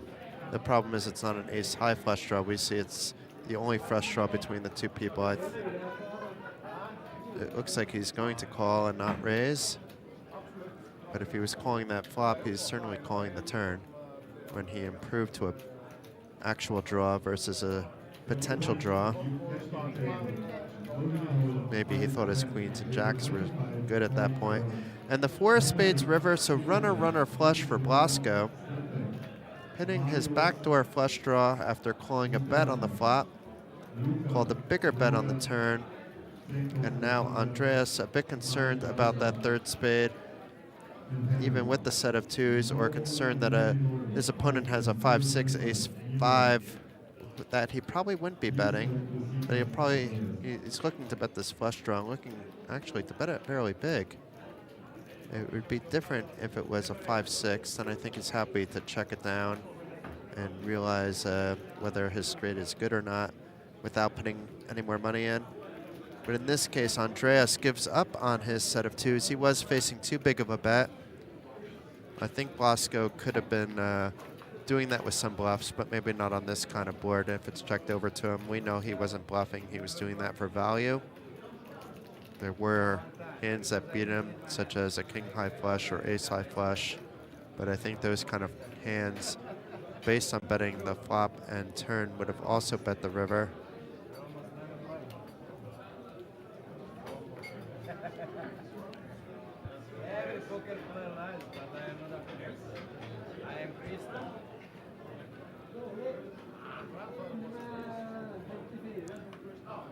So it looks like we have 3 blinds and a straddle this time because already 95 in the pot before Blasco, who's first to act.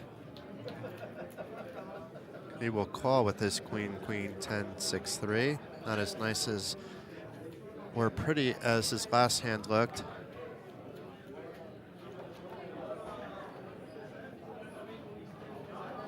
And so far it's folding around to the small blind to Niels, who doesn't like his regs. I don't know if we'll ever know what Andreas had. But Diedrich, who's been a little bit quiet lately with the ace-ace 8-5-2, does not raise it up because his 2 aces don't connect with the other suits, and the 8-5-2 is just plain old ugly. And nobody with that spade, nobody with spades in their hand. So it's potential that Lubas's bet of 50 euros gets the job done.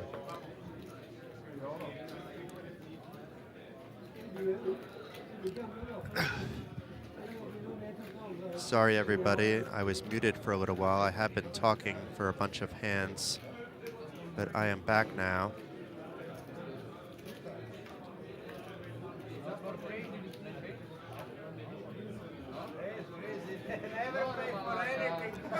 So I feel like now I was just at home when I'm talking to myself in reality. But at least now I'm back talking to you again. This is Jason Glatzer live from Card Casino Bratislava.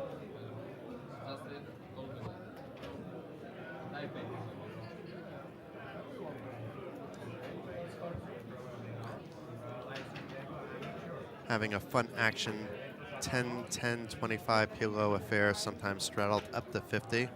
It started off as a 10-10, but because some players were doing a 25 Mississippi straddle, they opted to include a mandatory 3rd blind or a straddle. However you want to look at it, it was mandatory from under the gun, became a 3rd blind, or was a straddle.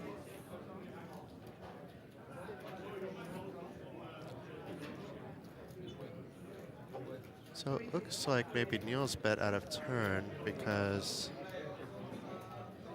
Felix raised to 100. We just didn't see the bet with the graphics blocking it. Niels 3-betting to 350. Andreas calls with a mystery hand from out of position in the small blind. A cold call there. And it looks like Felix will call as well to put over €1,000 in the pot even before the flop. And maybe Andreas can put his hands over the reader.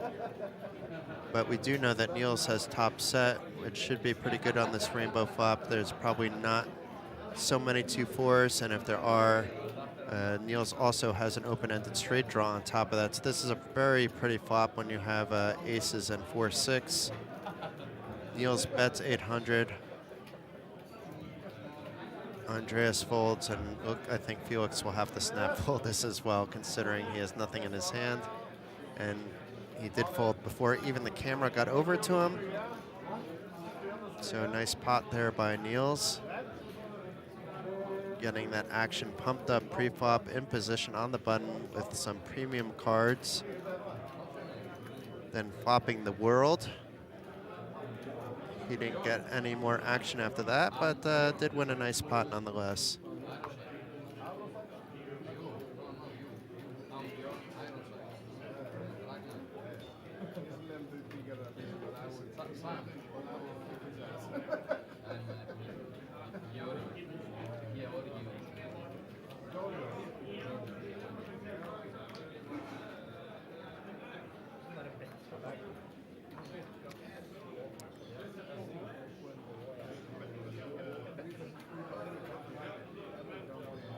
Aaron folds, Felix folds. I don't think Niels is folding.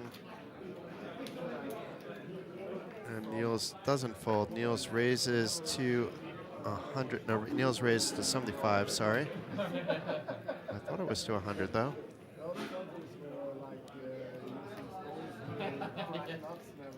Ubos calls. Lashko folds.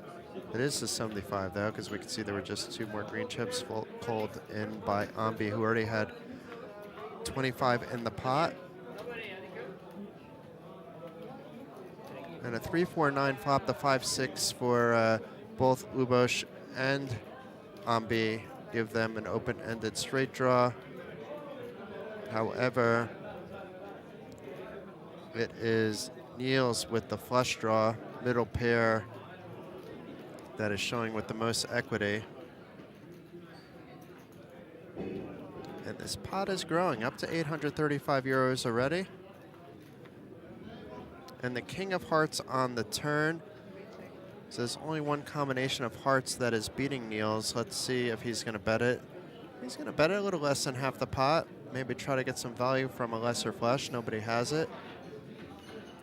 This will likely get the job done. There's really no reason for players chasing their straight draws anymore when they could be drawing dead like they are here. They weren't really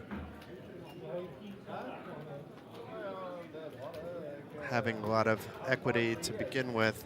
They didn't have like a wrap or anything, just that open-ender.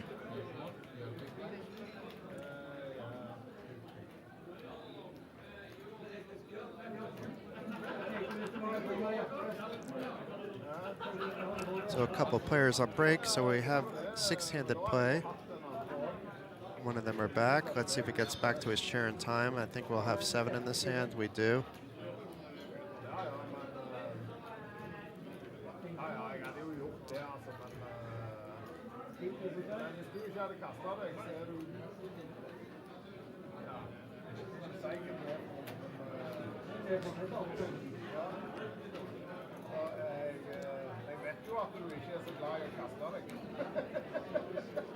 Felix folds. Neil has his cards over the box, but they're not showing yet.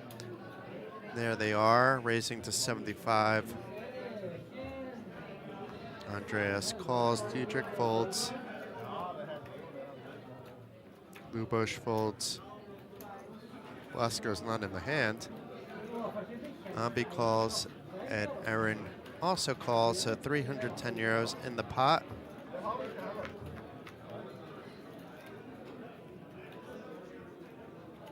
Ace 6-3 rainbow flop puts Niels ahead with top 2 pair, at least at the moment. Andreas is blocking that 4-5 for the open ender, but isn't going to come along with just the blockers. And once Ambi folds, Aaron will fold behind, and Niels wins another pot. After losing his first 2 buy-ins, Niels has settled down, likely close to even at this point, if not a little ahead. We'll take a look at his chip count during the next hand.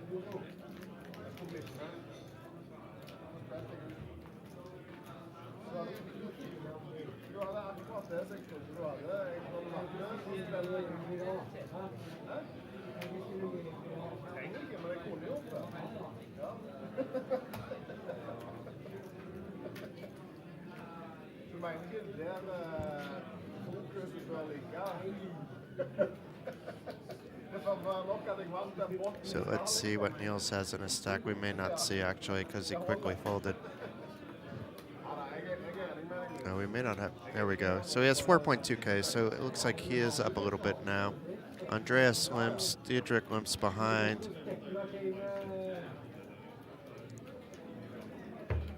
Luboš limps. It looks like it's becoming a family pot with Ambi limping.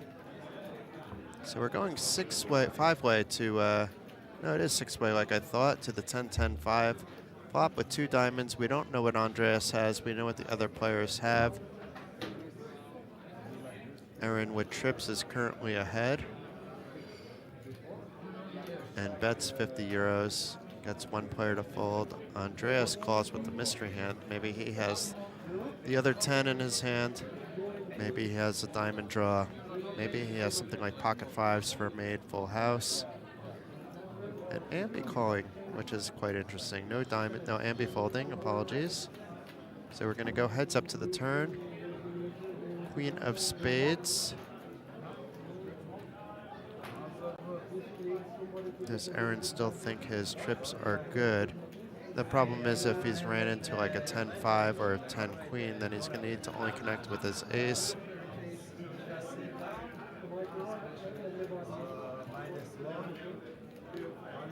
But Andreas just calls, so let's see what the river may bring. It's a double-suited board as well.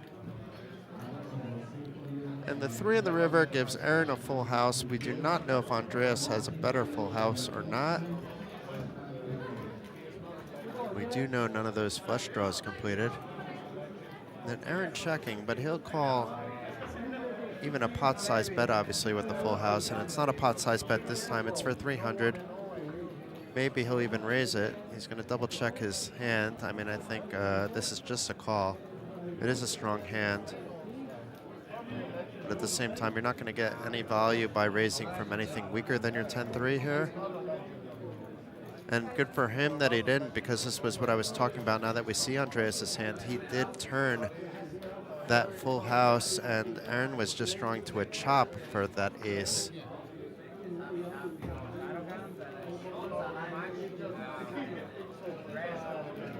So nice hand there for Andreas. Full house over full house to win an 850 euro pot. Getting a little bit more value at the end before that stringing his opponent along.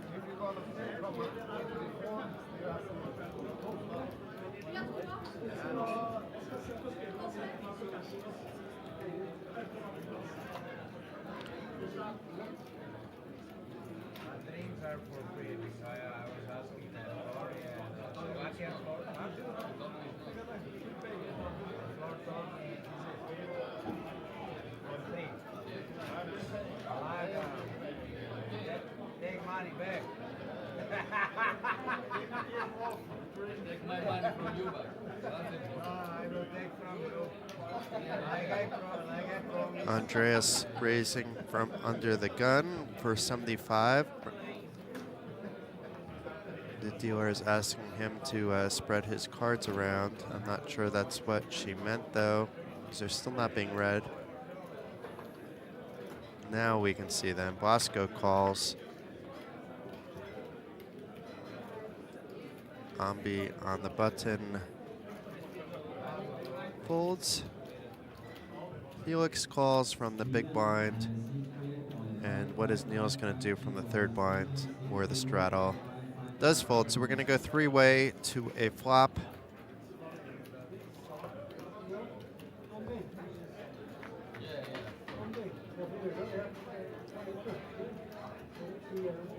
And both Felix and Andreas connecting with their ace. Nobody with a 3-5 in their hand. It is a rainbow flop. Blasco is showing ahead though. So I'm trying to figure out once again how that is 67% equity when he didn't. Both his opponents improved a top pair on this flop. He has a 3 to a wheel, a jack to a set. So that can't put him so far ahead. Something isn't making sense. But maybe my brain isn't working properly. A queen of diamonds on the turn. Now Blasco has a flush draw, but it's still just one card to come. Andreas still ahead, but all he has is top pair. So if Blasco raises here, for whatever reason, Andreas will likely have to lay down his hand. But does Blasco have a read on this? I'm confused why it says 75% in Blasco's favor. King, Jack, Jack, 5-2 on a 4-deuce, ace, queen board.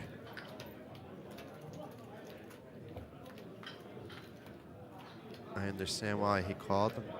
And a jack on the river to give Blasco a set, but the king 10s would get there. But if Andreas checks, maybe Blasco tries to gain a little bit of value. There's not going to be much value to be had with all Andreas having his top pair. Andreas does check. Let's see if Blasco does attempt, though. I think he'll check back. He does check back, and he gets there with his set on the river to win an 1,100 euro pot, close to 600 euros in profit that hand alone.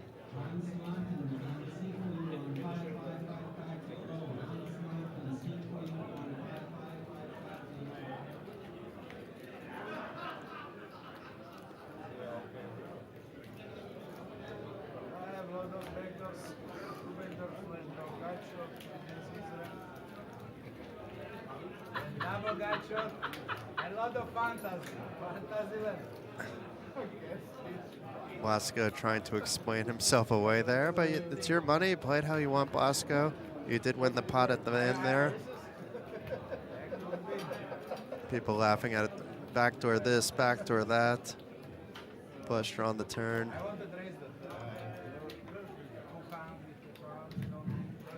But players are having fun, despite the level of stakes going on and the amount of money being swapped back and forth.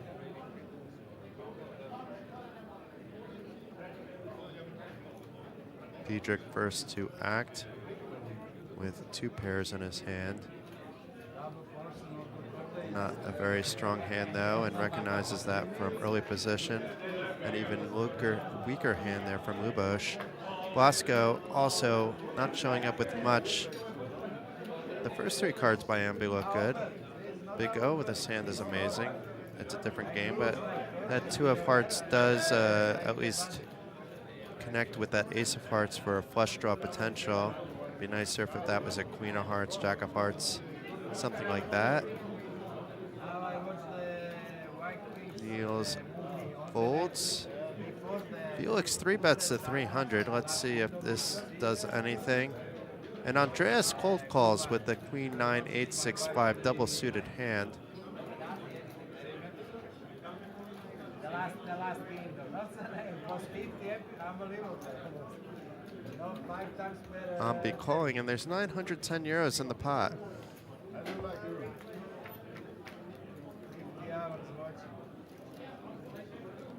Felix with top 2 pair. Currently the best hand. Also has 2 clubs in his hand, the only player to have that. But that 7-high club flush draw can be easily bet off. But with that 2 pair, he bets the pot. And Andreas with a interesting wrap for the straight calls. He doesn't have any clubs in his hand, and Ambe, recognizing this wasn't his flop despite flopping top pair, wisely gets out of the way. Both players have like less than 10% behind of the pot. So that's going to probably get in on the turn no matter what. Jack of spades turn doesn't change anything. If he did have 8-10, if one of the players did, even though Andreas didn't make it, he has to call for another 210, and he does, and there's 3,200 in the pot between Felix and Andreas. Felix well in the lead, and they're only running it once, I think. And the queen of diamonds on the river, and the 2 pair flop by Felix is good enough. We're just going to make sure they're not running it twice, and it doesn't look like they will. Easy game for Felix. Probably sweating it a little bit there, but nice hand. Wins a 3,200 euro pot on the live stream.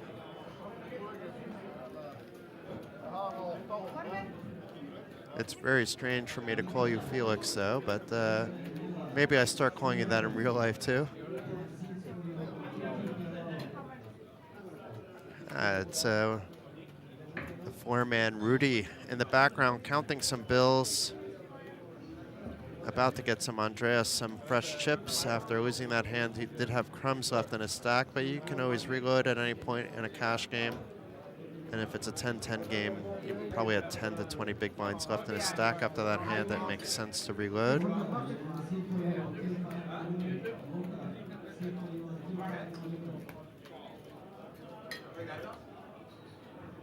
much it is? Yes, 550, 1,000.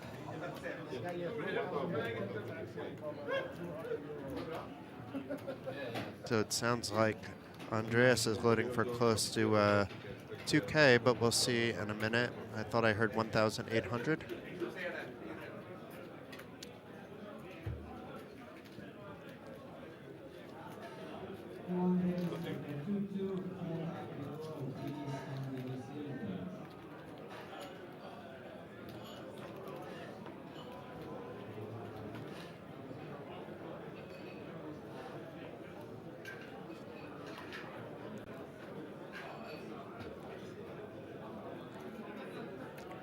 I expect to see some money come in from Lubos with this king, queen, jack, jack, 8. This is the kind of hand that I like myself.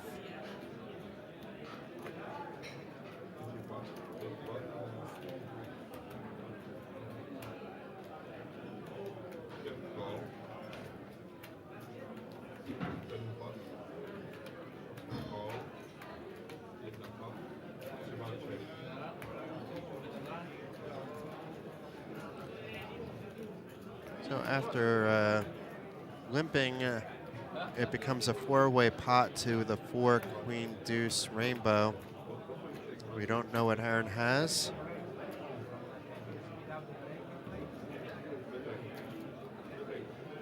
A 10 on the turn gives Lubos top pair, but an open ender as well. An ace for Broadway, 9 for a king high straight. Straight draw. May decide to come along for the ride. And Dietrich, let's see what he does. He's in the hand too. And Dietrich does improve to 2 pair there. Does anybody have anything better? Doesn't look like it.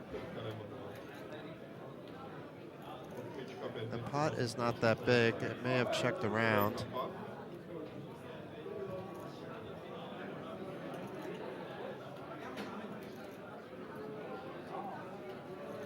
Looks like it's checking around. And Dietrich wins a hand with queens and 6s. Not the biggest pot that we've seen today, but I'm sure he's happy to take that one down. After calling on the turn with just top pair. Money change. No hearts, no straight draws on either end of that with either the 2-4 or the queen 10. But hit a 2-pair draw, if that's such a thing. Can we say a 2-pair draw? He did draw it to 2 pairs, so I suppose I said it.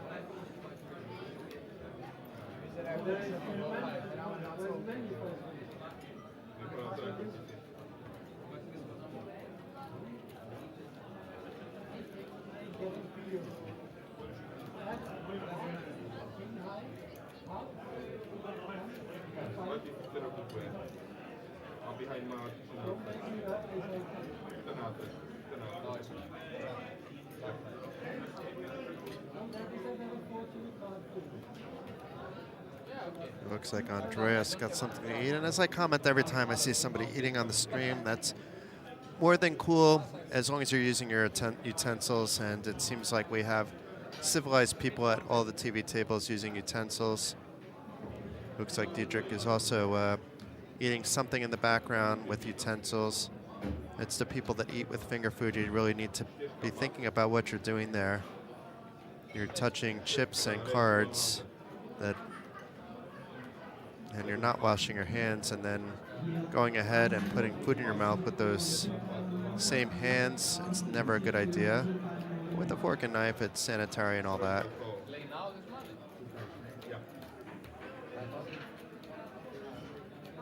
But Aaron raising it up with a pretty hand from the hijack. Lubos calling from either the third blind or straddle, depending on your definition. And it's Lubos that improves to a top 2. However, Aaron has that nut flush draw. And after Lubos checks, Aaron does bet about half the pot, a little bit less. And Lubos going nowhere at the moment with his 2 pair. But the flush draw completes on that jack of club turn. Lubos checks again. Is Aaron going to check back just to disguise? I always like to bet my flushes and PLO5, even if I know I'm good at the moment. You know, you want to pay for players pairing the board. You often get those sets to call. And then if they call there and then they bet big on a river after pairing the board, you just give them the credit, usually, depending on the player. Sometimes it puts you in awkward spots, bloating the pot. But none of that happened here. Aaron bet, Lubos got off his 2 pair pretty fast, and he would have been drawing to just 4 outs if he called.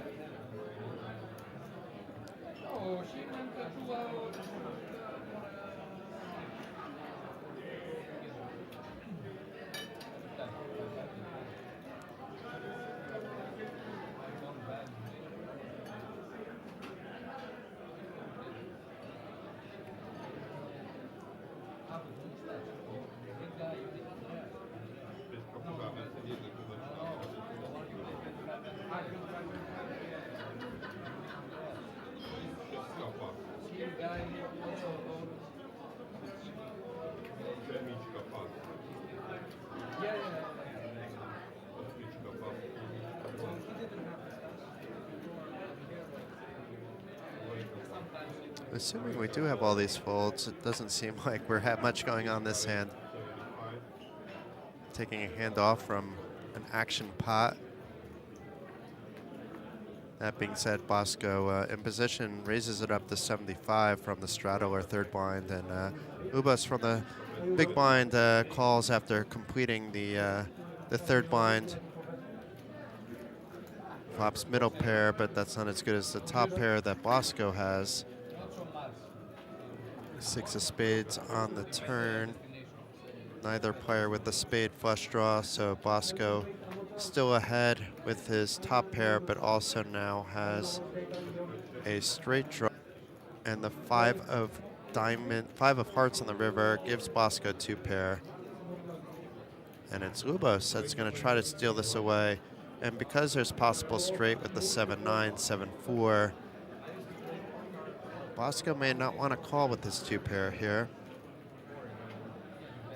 This is kind of read dependent at the moment. Could go either way.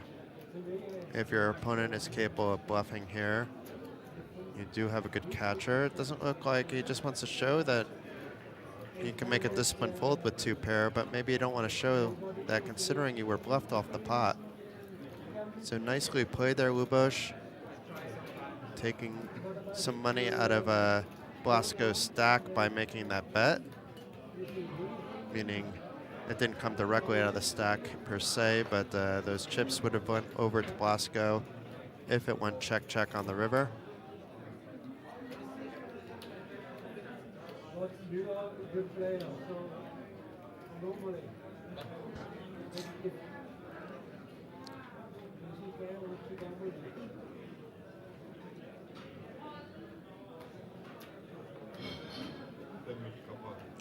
Felix has been a little bit quiet lately. But I see why this hand anyway.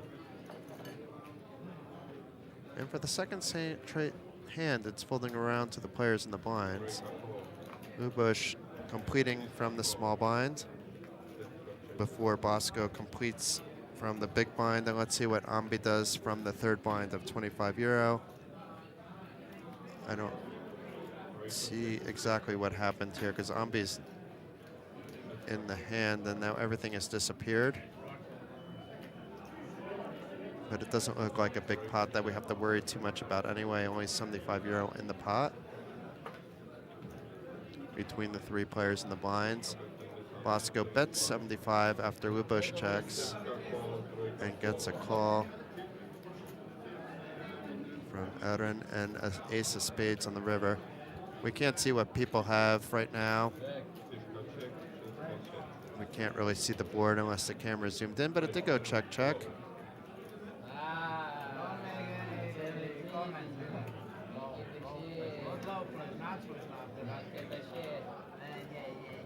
Because of you. Check. I have to check. You always like I always got it. Every board is mine. So apparently Bosco must have had the nuts and tried to induce a bet, but not this time.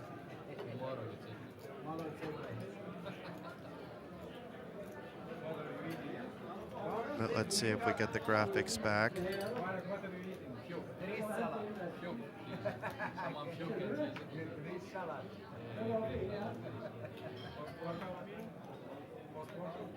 that soup from my wife? I like that kind of With broccoli, Hokkaido soup with broccoli. Don't call broccoli stupid. You can't call a vegetable stupid. You may not want to eat it, but Bosco is calling broccoli stupid.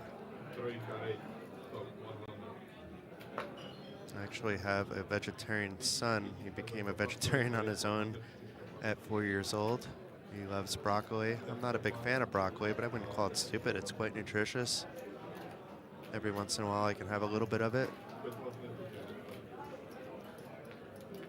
I guess in theory is correct. Vegetables don't have a brain, so therefore I guess they're stupid.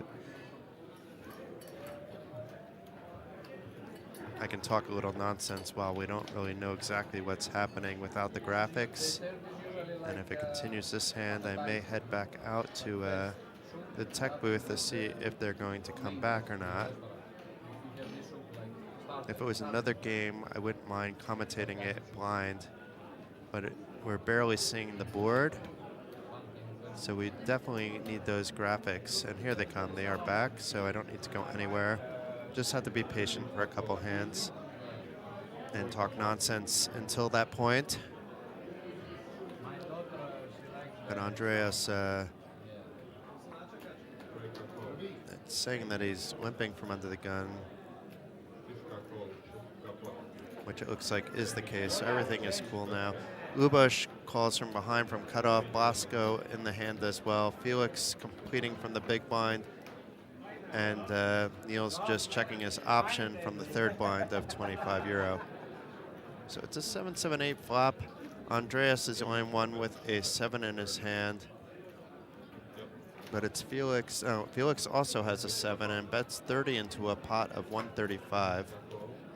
Niels folds and Andreas, who not, it shows Andreas folded, but bring Andreas. Andreas's hand will come back soon. He had 7, 9, 10 XX, and it's at 9, 10 that completed for a straight. But we need to get the cards back, guys. I don't remember exactly what Felix had, but the 6 didn't connect, but he has draws for a full house.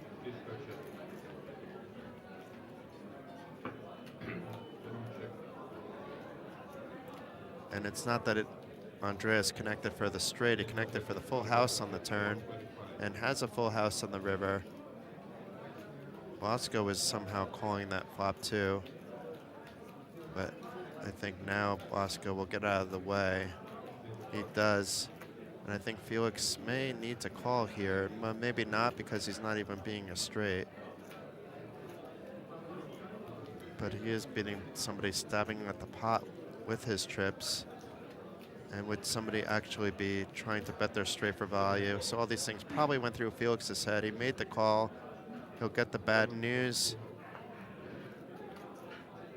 that his opponent turned a full house, and Andreas picks up a pot, gets a little extra value on the river there.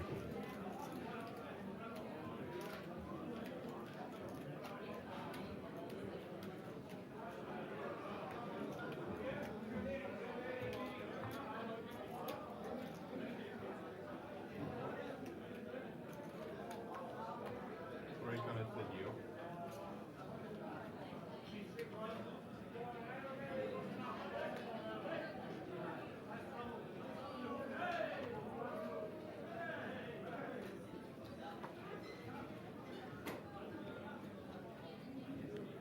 Dietrich first act this time. Hasn't been that active as of late. A couple folds here. Ambi from the cutoff. He raises to 100 with his mystery cards. Erin here folds. Felix from the small blind we'll see what he will do. It looks like everybody folded. Although if Aaron had ace, king, king, queen 10, he likely, yes, this all makes sense now. So he opened with ace, king, king, queen 10, which is a beautiful hand. Didn't get any action and just picked up the 3 blinds.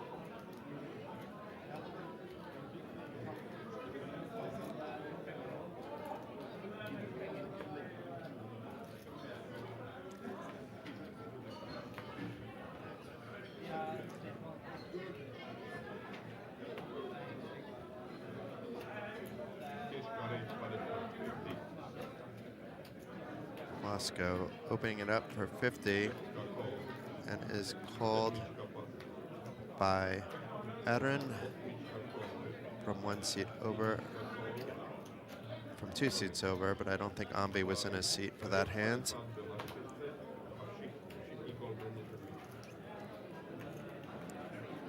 Felix folds. Niels opts to call out of position with queen, queen, 5-5-4. Andreas getting involved as well, as is Dietrich from the 3rd blind, just tossing in an extra 25. And Dietrich flops trips. We don't know what Bosco has, but right now we don't see a 3 in anybody else's hand. Maybe Bosco has one now. Maybe we'll find out if he does. Dietrich betting 100 into a pot of 250. Now we see Bosco did not have a 3 in his hand. And yeah, Dietrich picks up the pot.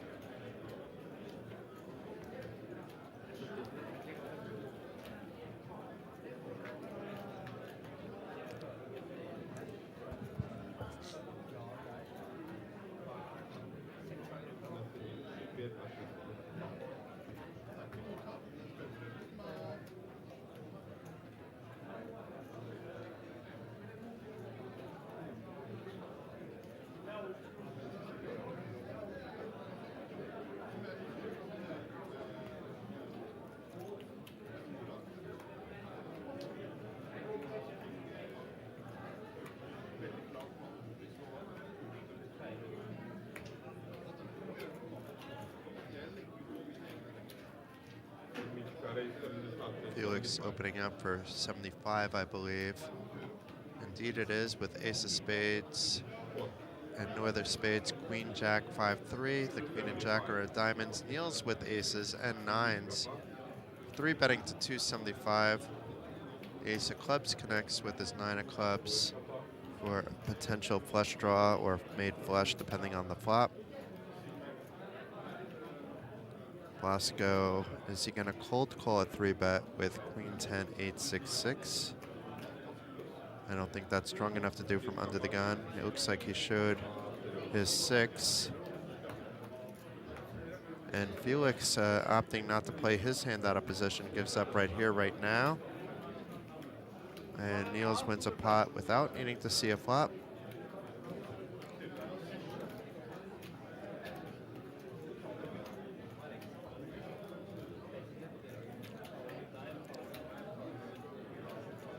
I'm not sure how much more the players are going to be playing, so we'll probably find out together when an announcement is made.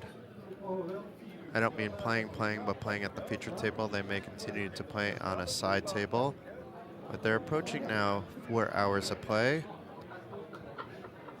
And it's supposed to be a 4-hour stream, but they can go a little bit longer sometimes, so we'll see. I'm happy to be here as long as they are playing, and I assume you are too. It's been some fun poker. Felix opening up with ace, king, king, 8-3. Niels calling with ace, king, 10, 8-2. I don't need to be reading out the cards though. We'll just call the action. You guys can follow the cards along and we'll see what connects on the board, because it will be going to a flop heads up between Felix and Niels. According to the percentages being generated by the stream, it's 50-50, but I do like Felix's hand a little bit better, and even more so on a queen 6-6 flop. But now there's that spade draw on the turn. So Felix check calls a bet of 75, and the 9 of clubs on the river improves Niels, gives Niels the nut flush. Niels had 2 flush draws on the turn. If it was multi-way, I don't think he would be necessarily betting there because of the 2 6s on the board. But being that Felix checked all 3 times, he's maybe thinking I can get value from a worse flush. Maybe Felix will call it the bluff catcher, but Felix recognizes that he was beat. And although put a little more money in on the turn, decided not to follow suit on the river.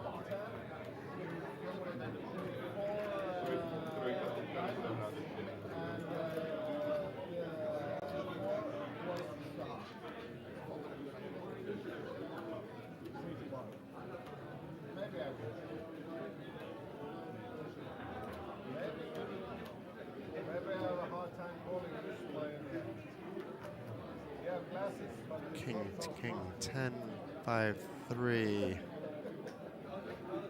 It started off nicely with those 2 kings.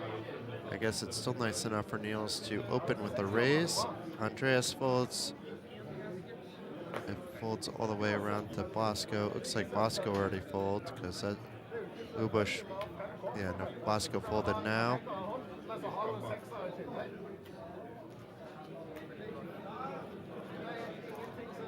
Ambi folds in the big blind, and it looks like Felix will come along from the 3rd blind or the under the gun straddle, however you want to look at this, but he did call.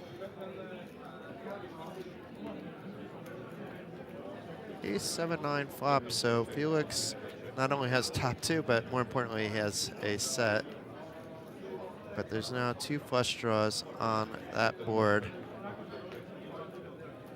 But a full house, and it's the ace and 9. So it was funny that I mentioned the 2 pair as a joke, because that's the set of 7s is irrelevant. He has 9s over aces as a full house. I don't think Niels can call here.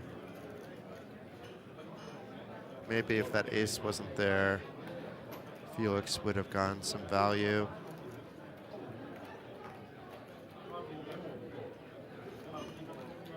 But not this time.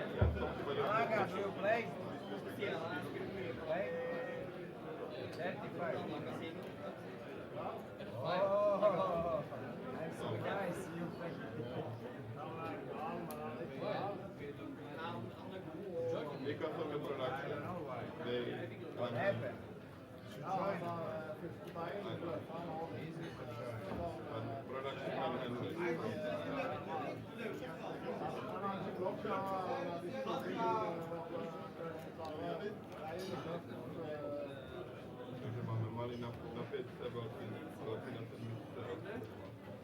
Ja, jo. Andreas folds, but I think Diedrich, who we haven't seen in a while. Diedrich folds his ace, jack 9, 8, 6. I would have liked to see that hand play.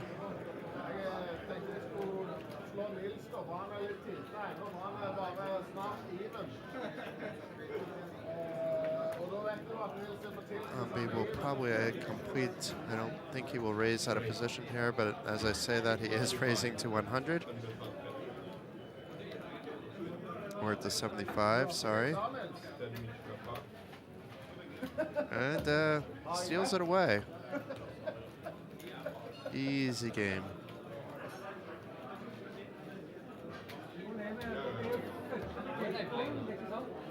Because of the production, they can handle the big blind and next time. Poslední. Du spiller graf, du spiller krake på et lag. Så går det an å gi tips for helvete. Hæ? Ja, du pleier alltid. Hva faen? Fuck you, jævla. Last three hands on TV table. Okay, I just heard final 3 hands of the TV table. Usually when that's announced, things get a little feisty. Yesterday, well, it wasn't yesterday because yesterday we were streaming a tournament at night, day 2 of the Poker North Masters, but the day before the final hand, they decided on a bomb pot, which created a ton of action. I don't think we'll necessarily see that with this table, but you never know. Meanwhile, we do see Lubash raising to 100 with King, King, Jack, Jack 5. Ambi calling from the button in position with Ace 9, 7, 5, 3. It folds around to the final blind, and Andreas with the mystery cards. I don't think they're going to be mystery for too much longer. Ace 10, 7, 6, 5 to bring 320 euros into the pot. 4, 9, deuce on the flop, 2 diamonds. Nobody with diamonds in their hand. Ambi has top pair, but also a nice straight draw with that 2-4 connected with the ace 3-5, but it's a 7 on the turn, which gives Andreas a monster wrap with 5, 6, 7, 10 with that 8-9. Bets 300. Let's see if this gets the job done or not. Technically, according to the statistics on the board, Ambi is ahead with his top pair and his draws as well.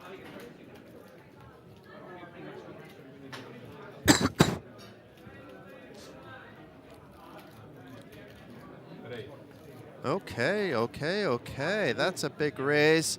And a monster call by Andreas here. As we said, the final 3 hands can get interesting, and it not only gets interesting, we have a monster pot. Let's see how many times they run it. 2,500 in the pot. We haven't seen a pot this big in a little time. They're running it only 1 time.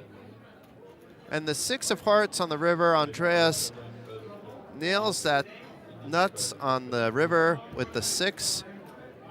6, 7, 8, 9, 10 for the straight. Wins a 2,500 euro pot. 2 more hands to go, folks. So I heard the last 3 hands, but it's really last 4 hands, I guess. They announced it premature because now we heard last 3 hands again. And then these players, if they so choose, can move to the outer table and continue to have fun, play big pots all together. I do imagine at least some of the players will need a break. Most of the table has been playing for the beginning, so for more than 4 hours, it could be a good time to get up and stretch. But the action is good, and these are all action players, so at least some, if not all the players, will likely move to the outer table and then play incognito, anonymous, away from the stream, away from my glaring eyes.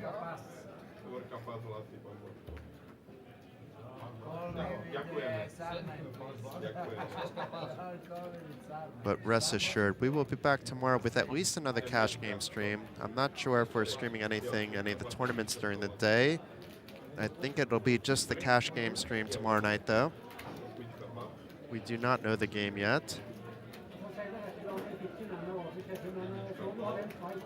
But hopefully it'll be a fun one like this one.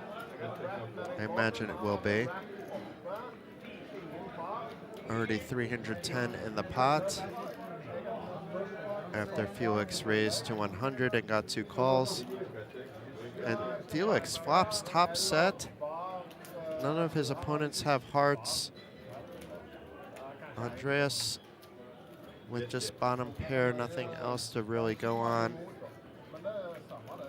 And Felix, it is a draw-heavy board with both hearts and the 4-5 being draw-ish. And Dietrich, who has been quiet for quite some time, finds a call.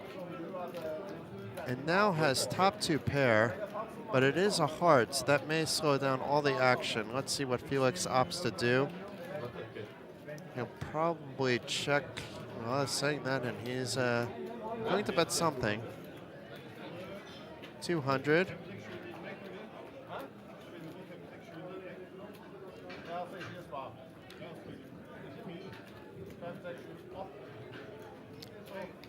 Dietrich is drawing dead, but he's not drawing dead to a flush. He can technically probably bet Felix off the pot if he understood that his opponent didn't have a flush, but that's hard to understand. And now certainly Felix is going nowhere. The 5 of diamonds pairing the board on the river to give him a full house. Dietrich checks. Let's see how much Felix bets. We know he's betting. And Dietrich also has a full house, so he's likely calling. He has the king high for a weaker full house. Felix with the pocket kings. And it's a pot-sized bet of 1,100. I don't think Dietrich can get away from this.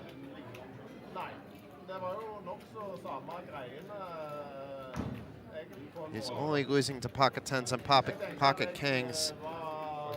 He's about to get the bad news, though. Felix winning a monster pot near the end of the night. Obviously, we saw much bigger pots in the 50-50 PLO affair, but relatively speaking, in a 10-10 affair, winning a 220 big blind pot is always nice. Right before the end of the stream. A little bit of a tip there for the dealer.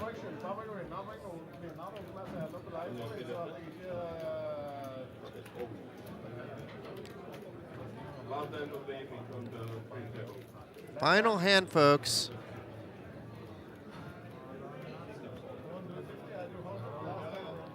Let's see if we get some action. There's no bomb pot like last night, but that doesn't mean we won't have an action hand. Last hand was certainly an action hand. Let's hope for the same this one.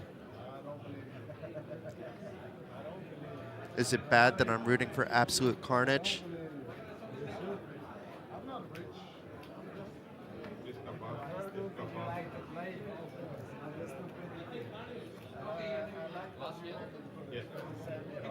Aaron asks if it's last hand and does fold his ace, king, queen. And maybe it was good for him to do so. Felix raising with his aces. His ace of diamonds has a friend with that queen of diamonds. Niels calling for 100. Let's see what Luboš does with mystery cards. It looks like he called with a 9-7-6-5-3 rundown, and it's a king, queen, 4 flop. I don't think Niels is going too far with his jack-10 in there, but it's Felix still ahead.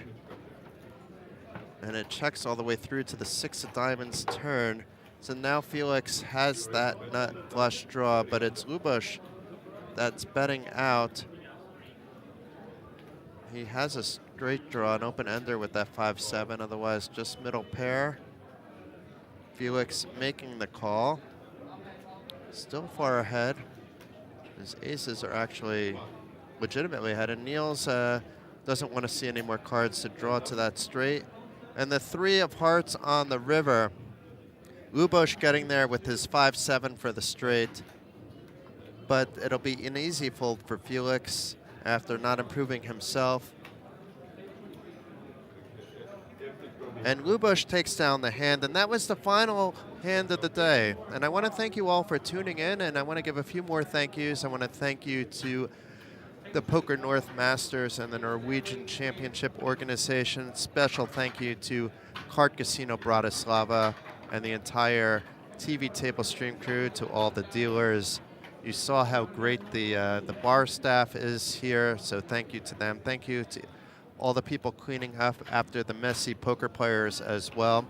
That's a job that goes unheralded, but the casino always looks very clean, and that happens quite good behind the scenes. Thank you to our sponsors at CoolBet, at